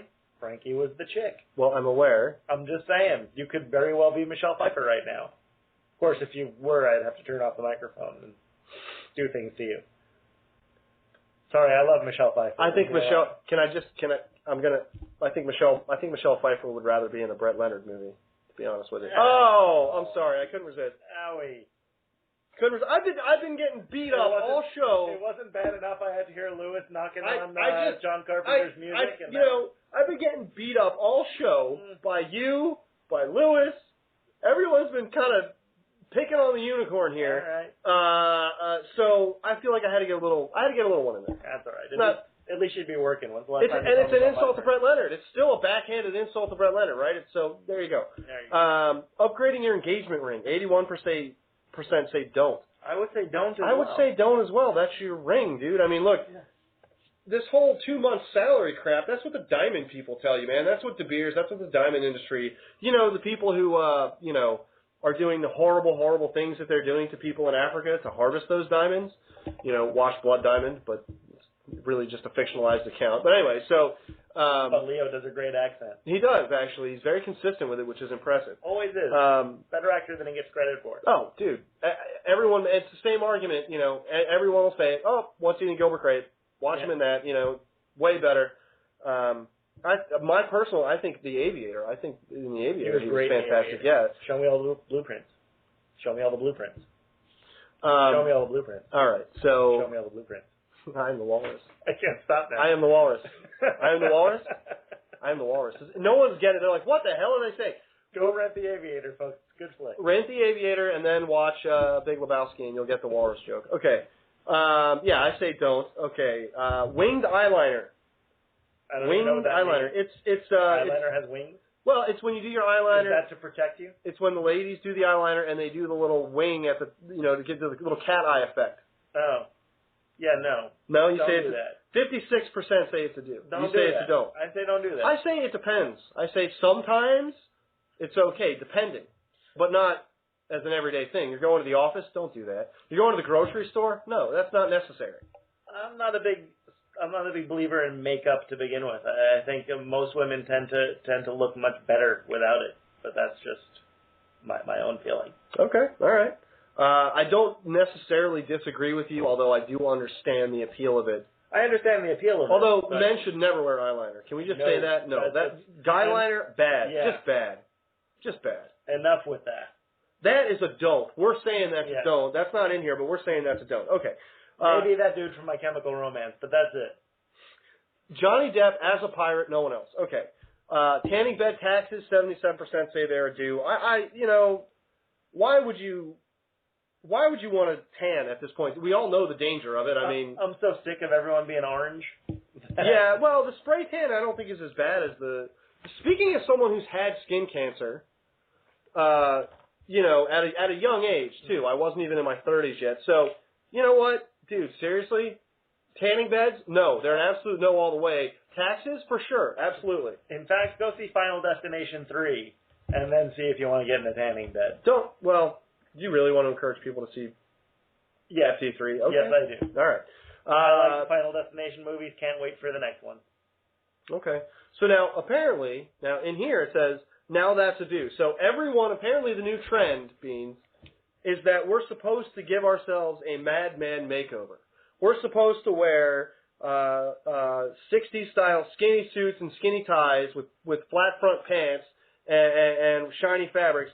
This is the new thing now. The jeans and the rough look, all that's out. That's out. This is the in thing now, is to look put together. I think there's nothing wrong with that. I think it's a classy look. I think it's a good look. I think so too, but the problem I have with it is I look like this. I look like the rough guy. I look like the before picture. I'm the guy that's out of fashion with the wild, crazy hair that goes everywhere and the goatee and the horn. It's just wearing a suit with all that. That may looks be. like I'm going to court. Looks like I've been I'm on trial for something. That you probably should be. But I think it's nice to dress up, especially for your lady. I think that's a nice thing. I don't think it's a bad trend. I just don't think it's, again, everyday wear. But still, there was a time before. Now people used to, dress up to just go to dinner, or even people like going to the movies and put on a suit and things like that. And a hat and everything. Yeah, right. That's true. That's true. I kind of like that. I think it's nice. I mean, I don't know. I know I'm old-fashioned that way, but I kind of dig it. I'm not saying that I generally do that. I'm a jeans and a t-shirt sort of guy. But at the same time, in theory, I like it. In practice, I hate wearing ties. Okay, but I mean, there's ways around it. There's ways around that. I don't know. I think it's good, but again, in moderation. All things in moderation. Okay. You can give us your opinion on any of this stuff if you have it. Twitter.com/FrankTheUnicorn. I think it's romantic. You're going out with Mrs. Corn. You wanna present yourself. You want to dress Corn. Okay. You want to dress up for Mrs. Corn. It took me a second to get that, but all right. That's really sad. It's me. All right. All right. Yeah. 347-326-9700. Okay. Now it makes every night into a special occasion, and I like that. There you go. Now, that's the in thing for us, for the dudes, for guys, for men, okay? Glamour is now telling you, they're giving you the glamour fashion, the fastest way to look chick now, okay? To look awesome, look hot, look cool. So hang on. We get the suits and the ties and the conservative look, and women get the vajazzling. That's their... I knew it was only a matter of time. It's the other consistent thing that always comes up. I just think that's an interesting dichotomy, and I just had to point it out. Well, but here's the thing, because what's the new black? Black and white. Wow, that's very original. That hardly makes sense. It doesn't make any sense If I want to look chic, I have to dress in black and white. Pretty much, yeah. But this is the thing I don't get. I don't understand all this. The new this is this. The new orange is purple. The new yellow is mauve. Orange is the new skin tone. Right. Orange is the new skin tone. I don't get all this color is the new this color. I guess because I'm not a super fashionable guy, but I do wear black and white a lot. Mostly because it's convenient. So you fell into fashion. Accidentally fashionable. Hashtag accidentally fashionable. There you go. It's also a good name for a band. It would be. So ladies, that's your directive from Glamour. You want to look chic now, you've got to wear black and white. Let us know what you think. 347-326-9700. The only thing you don't want to do when you call the show is make fun of John Carpenter or suggest any sort of modification or change to any John Carpenter and Kurt Russell collaboration. Well, there's plenty you can change from later John Carpenter stuff. You can remake Ghosts of Mars all you want. Again, Kurt Russell. But leave Big Trouble in Little China alone. Again, with Kurt Russell, his best stuff. No Kurt Russell, not so good. Didn't need Kurt Russell for Halloween. No, but imagine how damn good it would have been with Kurt Russell. That's a valid point.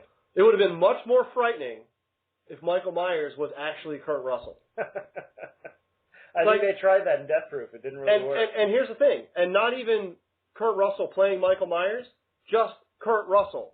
Like, holy crap, your insane brother that's in the mental institute was former Disney child star Kurt Russell? Now he's crazy with a knife? Oh, my God. He's back on Halloween to kill us all?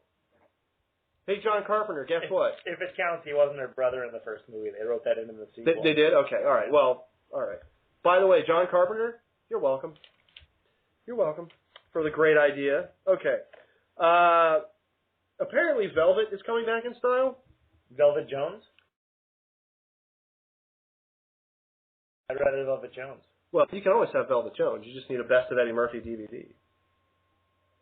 What color really brings out the horn? Yeah, actually black and white really brings out the horn. There you go. Green works well for the horn. It's sparkly. It's shiny. All All right, so here's the thing. I don't think anyone should ever... I think velvet is one of those fabrics that sort of needs to be reserved and used only for people who are working or attending a Renaissance fair. I'm pouring water. I don't care if people hear this. It doesn't matter. We do the show for 2 hours with no breaks. We need to have some comforts in the studio with us. We don't have time to run around and do all that. And we don't have our producer this week to help us out with this. We are producerless. We are. As you can probably tell by the fact that no one's been here to rein us in and say, hey, stop talking about that, move on. Yeah, wait, no, hold, time out. Jerry O'Connell's floating penis? No, stop that. Actually, we did get a tweet about that. Did we? That it was not the right way to go. Let me see who that was. Yeah, so I can properly credit. Let's give proper credit out there, because I would tend to agree with whoever it was that tweeted us and warned us about the Jerry O'Connell's FP. That's what we'll say. And they were right, but it was, you know. What do you expect on this show? I mean, well, you really can't. That was one of the most amazing things too that happened. The previous show when Alan said you need a guidebook to listen to the show. That to me was crazy. I don't know if that's a good thing or a bad thing. I don't know, but I think he's probably right. At Liquid Ice 75 said, really 3D penis, not the visual we needed tonight. LOL. All right. At least all right. She was LOLing out loud. That's good. Yes, that's right. LOQ is not good. Yes. Laughing out quietly, I guess. I figured that was what the Q meant. The midnight Q. All right. So, yes, here's the deal, okay? If you're going to wear velvet, this is a real problem for me. It really is. Because I just don't think velvet's a good idea. I don't think velvet is a good fabric for everyday wear. It's like a costume fabric, right? I would say so. It makes me think of Austin Powers and Renaissance fairs. Mostly Renaissance fairs. And honestly, and I'm sorry. I hope I don't offend anyone with this, but I may.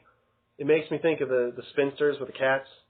A friend of mine told me last night that she has a velvet cape that she got for a Renaissance fair, but now she wears it when she's cold. And I said, I don't know that I can be your friend anymore, because that horrifies me. How many cats does she own? That's a good question. She owns 6. And I'm guessing she probably doesn't have a boyfriend. She actually has a husband, but he's a cousin. Does that count? My jaw is hanging open. I wish I was making that up. My goodness. Okay. Not a first cousin, if that counts for anything. It does. It does. I'm going to lead you down a path on this one. I've got some questions. Okay. Sure. We're gonna go a certain way on this. Now you got to stick with me, and I appreciate that this is a close friend. I'm assuming it's a close friend. It hasn't been close for a long time, but this is probably why. Okay. Probably not listening then, hopefully. Oh, God, I hope not. If she is, I'm in trouble. We're not going to name names, though, so we're going to protect the anonymity. Yes. All right. First question, okay? First question. Yes.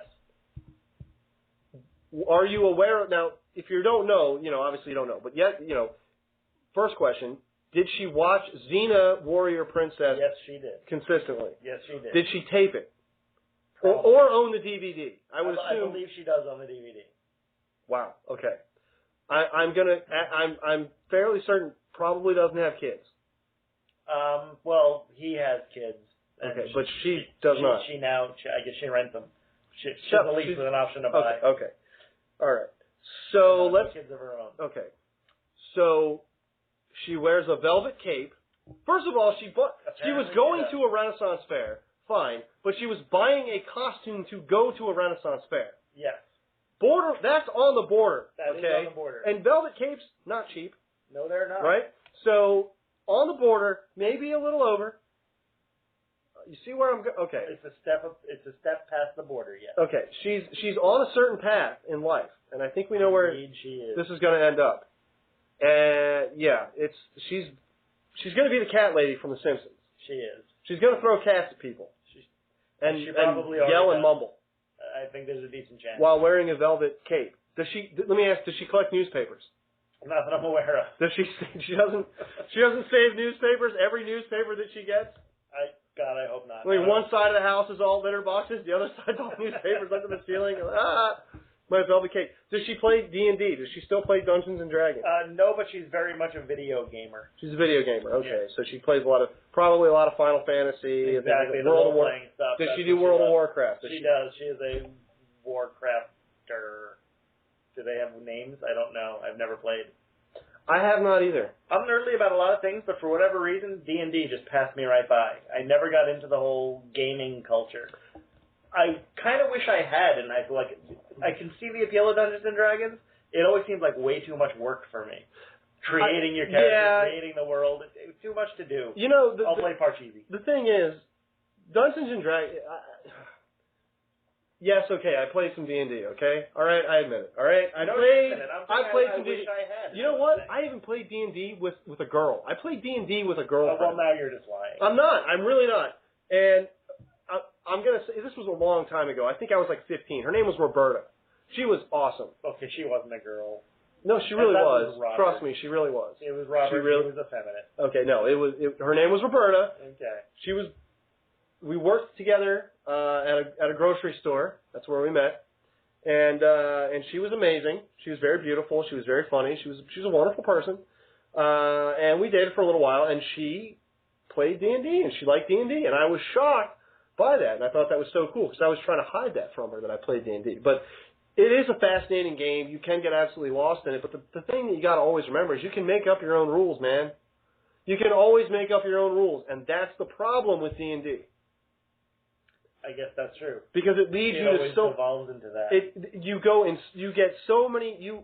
There are so many problems with that one little flaw. That's the main flaw of the game, and there are so many problems with that because it either leads to people, sadly, becoming drunk with power, which is probably what I do the entire time. All too often, by the way, or it leads to just ridiculous scenarios and things that are just not even. You know what else it leads to? God-awful Jeremy Irons movies. With Thora Birch, yes. Terrible movie. Oof, terrible movie. I saw it in the theater. I didn't, but I liked Jeremy Irons enough that I rented it when it came out on DVD, and I was sad that I did. See, I was a big fan of Thora Birch, and where the hell is she? Yeah, what happened to Thora Birch? Gutenberg of the Week. Thora Birch. Made some great films. Yeah. Made some bad films, and then stopped making films. Was she in The Craft? I do not know. She was not in The Craft. Yeah, let's put it this way. She was in the Monkey movie, where the Monkey Business. Yeah. 2 years before The Craft came out. That's true. She was way too young. Right. She was way too young. When American Beauty came out, I think she was only like maybe 19 or 20. She's very. I think she was that old when American Beauty came out, was she? I thought she was like 16. She was definitely over 18 in that movie. Yeah, she has to be over 18 in that movie. That's true. God, please. Anyway, so Velvet is back in. That's what we're taking away from that. I had more questions about the cousin marrying Velvet Caper. You know what? We could go a long way on that one. I'm just a little afraid of that because. Again, I don't want to insult anyone, but we know we reached the end of that road. We know where she's going. She's the cat lady. Yeah. You know, and it's fun to watch someone turn into the cat lady. I think you actually met her. I don't remember, but I'll have to check after the show. Okay. I don't know if is it fun or is it tragic? It's kind of tragic because she was always a sweet girl, and now she's kind of frightening me. 347-326-9700. If you're a cat lady, if you know a cat lady, or you like Dungeons and Dragons. Or you're frightened by cat ladies. Or cats. Or cats. But if you heart cats, then you need to call us. 347-326-9700 on Cats creep me out a little Frank bit. line. I'm a total dog guy. Yeah? Yeah. All right. Cats creep me out. I've straddled the line. You know, I've had cats, I've had dogs. I prefer dogs. Dogs and cats living together, mass hysteria. Mass hysteria. I think dogs are cleaner. Is that crazy? Well, I mean, they don't keep the bathroom in the house, so yeah. Yeah, exactly. Okay. Never did like the litter box. Although cats don't pull a full loaf of bread of wheat bread off the counter and then eat the entire thing, including half the bag. Nice. Yeah. Well done, doggy. And if my dog is listening to the show right now, it's a bad girl. Bad. Okay. Bad girl. Bad Chloe. All right. So my 140-pound Rottweiler named Chloe. Rottweiler Labrador mix. One of my favorite Onion headlines was, Nation dogs want to know who's been a good boy. All right, let's segue to the. Well, do we want to? Dare we go here? Go where? What you can and can't do during your period. I assume there will be. Wait a second.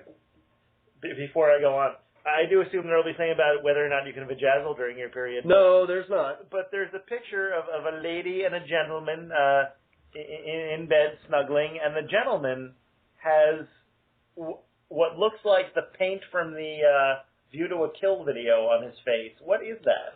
You know what? I don't know. It looks like when athletes wear eye black under their eyes to keep the day glow green. It's day glow green. Yeah, it looks like the color of like the Reanimator serum, and it's under his eyeball. This is what Kermit. This is the color Kermit turns when he gets infected. Yeah. What is that? Is that just? I don't know. I have no idea. I have absolutely no idea. Is he wearing like a Nelly Band-Aid on his face? I can't. And it's just. It may be. You know what? It is a Band-Aid. It's a Band-Aid. It is a Band-Aid. Why the hell is he wearing a Band-Aid? A Band-Aid on his face. You know what? I don't know why he's wearing this, but I do know this. The last time that this happened, okay, I don't really want to talk about it. Let's just say the last time that this happened, where someone had some day glow green on their face. Mm-hmm. Now some things happened. Now I have tape on my face. You're staring at me. You don't get that joke at all. I don't. It's one of from the Upright Citizens Brigade. It's a callback to Upright Citizens Brigade. It's one of their famous sketches. I'm not familiar enough with the UCB. Wow. Okay. I know some of their stuff, but not enough. For two guys who have dude crushes on Michael Ian Black as hard as we both do, it's shocking to me that you're not more familiar with it. I watched every episode of Stella and every episode of Michael and Michael Have Issues. But you need to see the motivational speak. You gotta see. I read his book twice. Okay. Hey, Michael Ian Black, we're talking about you. Uh-huh. That's right. 347-326-9700. We love Michael Ian Black. All right, so let's talk about. This is a great segue, by the way. I'm sure Michael Ian Black is going to appreciate that I'm discussing Michael Ian Black and his genius and how much we love Michael Ian Black, and then segueing directly from Michael Ian Black How many times are you going to say Michael Ian Black? Well, I'm going to say Michael Ian Black at least a couple more times because you just said Michael Ian Black.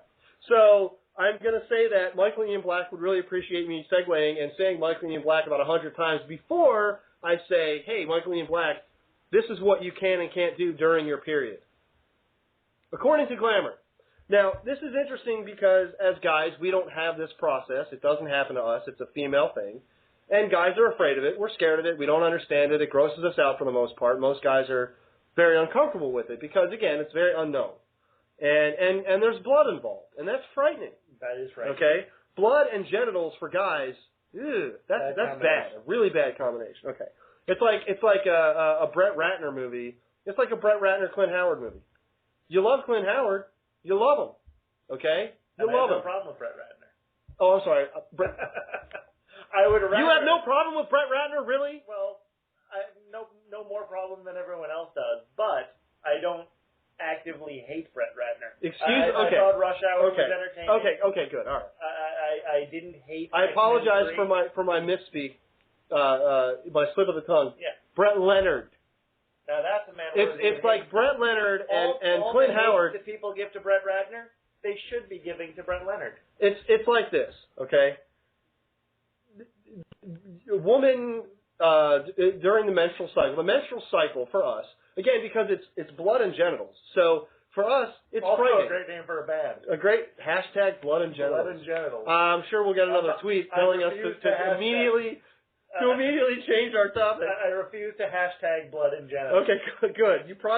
You're smart. I'm That's afraid good. of what's going to come back from that Beans hashtag. is making an intelligent choice on this one. I gotta say, I know as I'm saying this, it's not all right.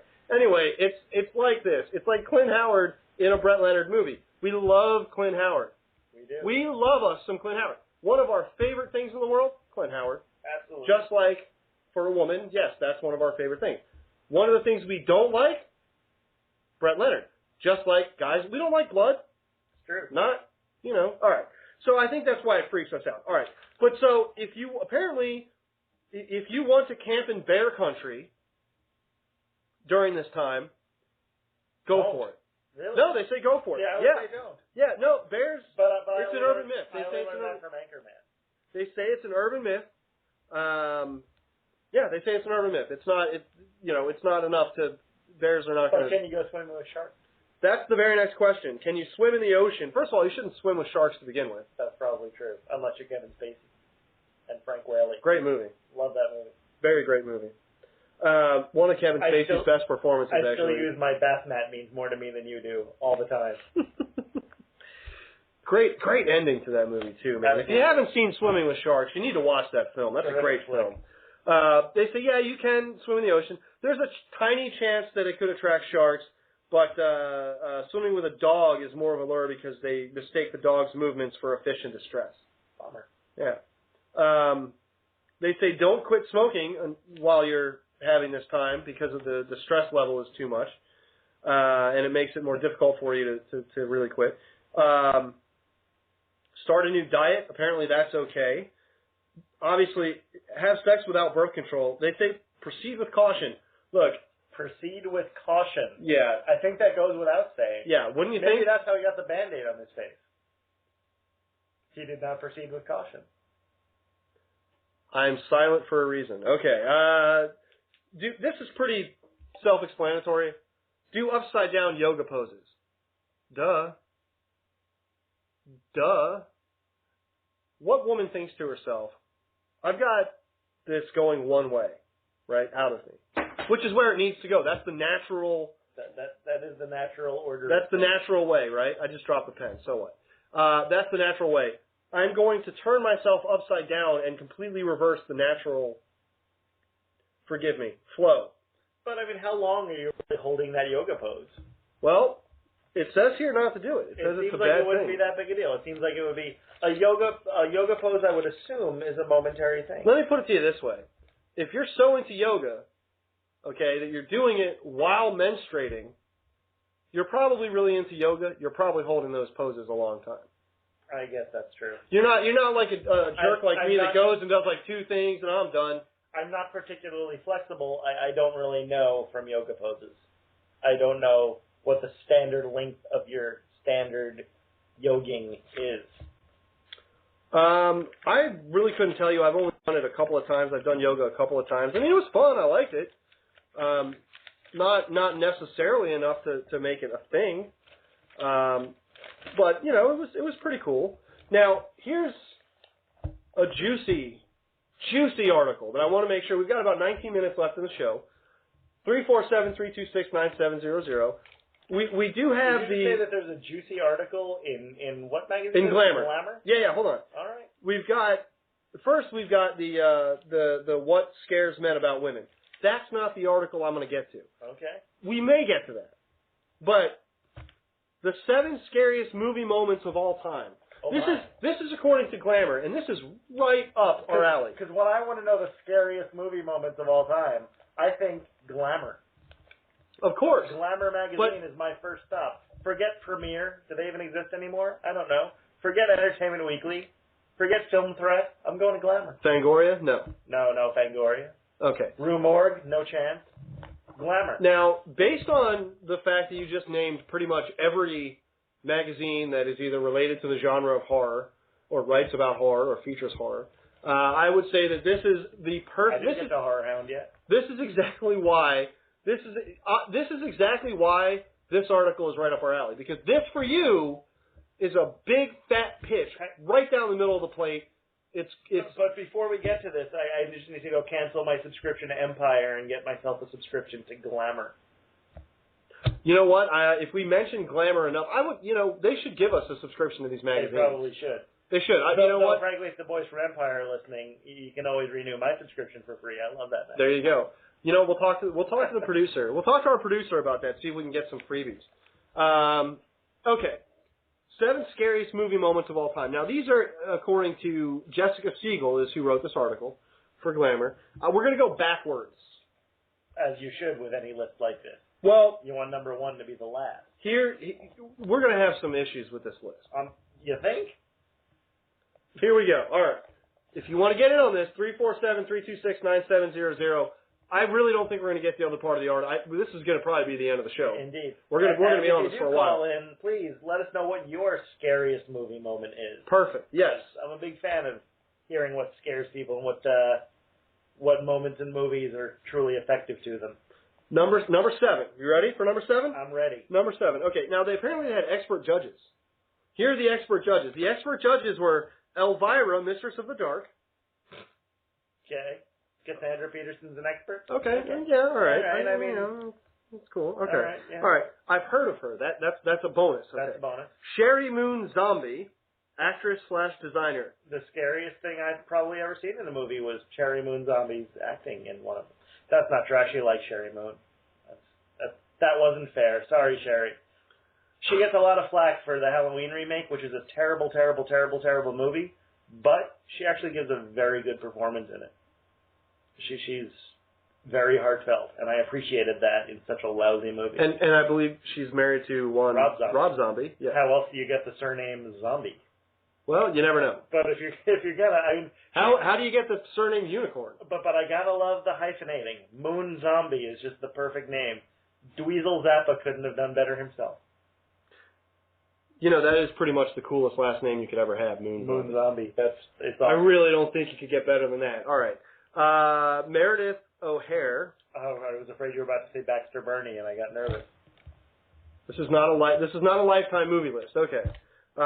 She's the author of the Scream Queen Survival Guide. So this is the 7 scariest. Okay. All that right. at least makes sense. If she's writing a book like that, I could see her judging a list like this in a ladies' magazine. Still crap. The list is still crap. All right. Well, let's find out. There's some good ones on here, but they're out of order and there's a lot missing. Okay. All right, give me number 7. Number 7. Now remember, this is the 7 scariest, so this isn't like a top 10 list. Can I predict what their scariest movie moment is? I haven't looked at the article. Yes, go ahead. Give me the 7 you think are going to be on here. Well, I'll give you the 7, but I think the one that they would most likely choose for number 1, probably the shower scene from Psycho. On the list, but not number 1. Not number 1. Okay.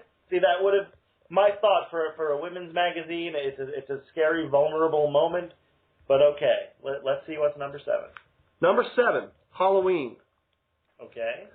They don't have a specific moment; they just have the movie. Okay. A young Jamie Lee Curtis disarms a mass serial killer with a hanger while trapped in a closet in this '78 Trick or Treat classic. What you're getting into there? That's actually one of my. I gotta agree with that. One of the scariest movie moments I've ever seen, where she thinks he's dead and he does the sit-up of doom. But wouldn't you put that higher on the list though, or would you keep it number 7? Depends what else is on the list. Because I might move that up. See, that's my thing. I might move that up. That's a great scary moment, and I love the sit-up of doom. Okay. Where you think he's dead and then just there he is. And I mean, it's a cliche that's been repeated, and it became a cliche after Halloween. Yes. Because when Halloween did it, it was like, holy crap, what's going on? Every movie afterwards, he's doing the Michael Myers thing. The way they did it, and I have to give another shout out to John Carpenter's music, because the music in that moment will absolutely jangle your nerves. And you want your nerve jangled. See, that's why I think it needs to be higher than number 7. 7's too low. Okay. There may be some. Number 6, Jaws. The underwater camera shot of a pretty girl's legs as she skinny dips at dusk can mean only one thing. It's feeding time for the great white. Still terrifying beachgoers 35 years later. Absolutely. And that gave me so many nightmares when I was a kid. Still does. I still get freaked out when I'm swimming, and that's the scene I think of. When I first saw Jaws, I was probably the same age as Alex Kintner, the kid on the raft who got eaten. Spoiler. Come on, Jaws. If you guys haven't seen Jaws by now. By the way, the shark's the villain. Spoiler. I just want you to know that. I just, Spoiler. I don't know. That moment scarred me for life, so I can totally see that being on a list like this. Okay, all right. Number 5. Now, Jaws was scary for me. I was rooting for the shark the whole time. Despite the fact that I was the same age as the Kintner kid when I saw the movie the first time, that first scene is still the one that scared me more than anything else. Because you know why? The music. It's the music, it's the way it was shot, the way it was just out of nowhere, and she never saw it coming, and it's, ooh. I'm getting jangly just thinking about it. I'm getting nervous. All right, well, don't get too nervous. I don't want to go swimming right now. Well, how about take a shower, because number 5 is Psycho. I'm surprised that that's that low on the list. Because that's, I mean, especially for so many of these lists, that's the indelible, that's the moment. When you even think of horror movies, that's one of the first images that pops in your head. Oh, absolutely. It's the granddaddy of them all. Is definitely taking the loss. It's one of the most famous moments in film, much less in horror, in that genre, much less in the genre of horror. It's one of the most famous moments in film. Absolutely. Because of the way it was filmed, because of how he shot it, the whole deal. And it is extremely effective. It's terrifying. And it's still, to this day, if you go to film school, they teach you how he filmed that scene. It's one of the first things you learn is how he filmed that with the cutaway set and everything else, and it's really remarkable. And something like 75 cuts in the 30 seconds of film. It's unbelievable. Yeah, and again, the music. Yep. The music. Bernard Herrmann. The violin. Yes. You know. Wonderful music. Okay, number 4. Now this one, I like where this one is placed on this list. I would put Psycho obviously higher. You know, I'd move Halloween a little higher too. The Ring. An evil ghoul girl crawls out of the TV in the 2002 Bone Chillers. Naomi Watts races to save her family from the mortal curse of a haunted video. Scary, but it doesn't stick with you like those others. I think it depends on who you ask. I don't know. I don't see that one as being one that sticks with you. I know quite a few people who will tell you that they are still terrified of that particular scene in that movie. Hey, maybe that's why VHS went away, because people got so scared of the tape in that movie. You know what, though? Unfortunately, that's why The Ring doesn't hold up, because it's like... Because it's a videotape. Yeah, it's a videotape, so like who... A cursed DVD just doesn't have the same ring to it. Well, I mean... No pun intended. No, it doesn't. But, I mean, it's kind of like... It's kind of like, ooh, the cursed rotary phone. Like, well, yeah. I'm not going to use that anyway, so what does it matter? True. Who's going to watch a video, a tape anyway? I mean, I do remember that being a particularly scary moment, but it didn't really... I don't think it's iconic like the shower scene. Okay. I mean, you can walk into any room, you know, any place where people are congregated, just say the word, the shower scene, and they know exactly Psycho. what you're talking about. I agree. That's why I like its placement on the list. Yeah. Number 4, I would definitely put Psycho ahead of it. I would definitely put Halloween ahead of it. This is my issue with this list, is the order. All right. Okay. Number 3, Carrie. The pig blood scene. One accessory you don't want on your strappy white prom gown, pig's blood. I don't know that scene really scares people, though. It's not scary so much as just gross. Yeah. You know, it's really disturbing. It's heartbreaking. You feel terrible for her because she's such a sweet character. And the fact that they put her in a strappy white prom gown. Well, prom fashion in 1976 wasn't going to be good for anybody. Right. And you're getting harassed by a young Travolta. So, you know. But yeah, again, I think it's disturbing, it's freaky, it's a great scene. Your prom but date is William Catt with his biggest hair ever. It's not going to... And yet he's not yet the greatest American hero. No. He is not walking on He needed air. a haircut before he could become the greatest American hero. What a great show. Think about that. Picture the greatest American hero and realize that that's a shorter fro than he had in Carrie. Watch Carrie just for the cat fro. Whew. All right, William Catt, we love you. 347-326-9700. Star, yeah, that's right. All right, number 2. So Bill Maher was in House 2. You know what? I knew that. For some reason, I knew that. Yeah. And he wishes you didn't. Bill Maher wishes I didn't know a lot of things I know about Bill Maher. All right, 347. I love Bill Maher too, but I have a vast knowledge that he's afraid. Anyway, it doesn't matter.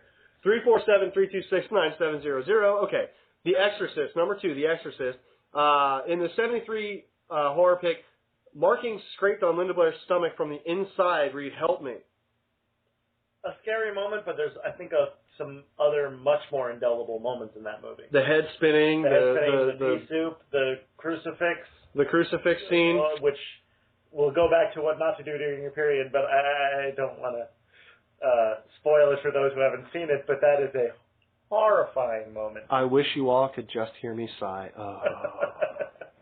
But yeah, there's so many other moments in The Exorcist, even when he gets thrown down the stairs, man. Yeah, I mean, the freaky part for me about the stairs is that where I grew up and where my parents live now they live outside of Washington, D.C. I'm not going to say where, but they live outside of D.C., okay? Those stairs are if you are driving into D.C. from the western part of the western suburbs, from Maryland, where my parents live, you will inevitably, if you take the right way, you'll drive right past those stairs. Mm-hmm. You'll see them. They're right at the steps. They're right at Georgetown University, and there's a, believe it or not, now at least I've walked by them, and they have creeped me out. Yes, they always creep me out still, even driving by in the car. And what's weird is for the longest time, I don't know if it's still there, there was a mobile station there at the bottom of those stairs, sort of off to the right at the bottom of the stairs as you were coming down them. And really unrecognizable. It doesn't look really, other than the stairs themselves, everything around it's all changed from the movie. But those stairs still creep me out. Just driving past them always creep me out. Okay, and we're ready for number one. Do we have Twitter action going there? No? No. Nothing. No one's Twittering No, us. All right, twitter.com/FrankTheUnicorn. There you go. 347-326-9700. All right. So number one, 7 scariest movie moments of all time, according to Jessica Siegel, Elvira, Sherry Moon Zombie, and Meredith O'Hare. Number one, Rosemary's Baby. The end? Satan himself has his hideous way with pixie-haired Mia Farrow in the '68 Roman Polanski flick. I can absolutely see that, particularly from a women's perspective. Rosemary's Baby is a terrifying movie. Even better book, but a terrifying movie. And from a women's perspective in particular, I can see that being the most indelible, horrifying thing ever. So can I just, now this is did glamour, in your opinion? You know what? I gotta say that's a good list. I think it's a good list. As a lifelong horror fan, I would just move some things around. I would definitely shuffle some things around. The Ring, I think maybe doesn't even belong on there. There may have been something else that they could have put in there. I disagree strongly with you. I strenuously object. And that's okay. I mean, that's what Demi makes Moore, horse Few Good racing. Men. I can totally see that. And if you believe it, fine. I don't know that The Ring should be in the same breath as Psycho or Jaws or Halloween, but I mean, every other movie on this list is an absolute classic. But again, like Carrie, I mean, it's a heartbreaking moment. It's a great moment. Kind of a cool moment. It's an iconic moment, but it's not. I wouldn't go with a scary No, moment. it's not scary. Unless you're at the prom while you're watching it, then you might be a little freaked out. If I put you on the spot, and ask you what you would replace Carrie with, what would you say? That's a tough call because I need some time to think about that. I don't do well on the spot. I have one that I think I would throw out there. Go ahead. And people are going to think I'm insane for even mentioning this, but actually, I do have one, but go on. But again, not from a woman's point of view, which is specific to this list. Okay. But so Glamour, we're going to say hats off because we think you got this list pretty well. Yeah. I would put one on here. Or hats on because we're dressing better now. Apparently, that's what we're supposed to be doing. I can't wear hats. I have very specific hats that I can wear because of the horn. It's difficult. All right. The Burning. Okay? The movie The Burning, where they're on the raft and they're going by and the guy jumps out of the canoe with the garden shears and starts hacking the shit out of it. That scared the hell out of me. It scared the hell out of you. It was a good, scary moment, and it's a good, scary movie, but it's not a well-known movie. But it should be. It's not an iconic movie by a long stretch. It's not. But Jason Alexander and Holly Hunter are both in that True. film, and this movie is from what, 82, I believe. And it needs to get it's got some great effects. I believe Tom Savini did some work on it. Yes, he did. Some great stuff. But the moment I would probably have to replace it with, and again, this is more from less from the female point of view, but I hate to give spoilers, but the last scene of Night of the Living Dead is one of the absolute scariest, saddest, most cynical things I've ever seen in a motion picture. To this day, still, I can't believe they went there. And it truly surprises me. But isn't that what makes it a great film? Absolutely.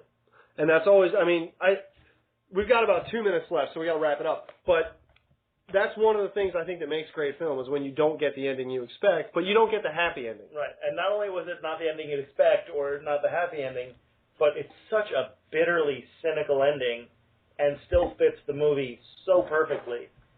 It's almost as if Neil LaBute himself had written the end of the film. Well, let's not push it because he hasn't done a decent film in some time. I'm sorry, but the Wicker Man remake needs to go away. I love The Shape of Things. Loved In the Company. I will admit that the Wicker Man remake is one of my all-time guilty pleasure movies. I know it's bad. I'm not I love it. I'm not saying it's not a ton of fun to watch. The bees, the bear suit, it's a hoot. The girl, where's the girl?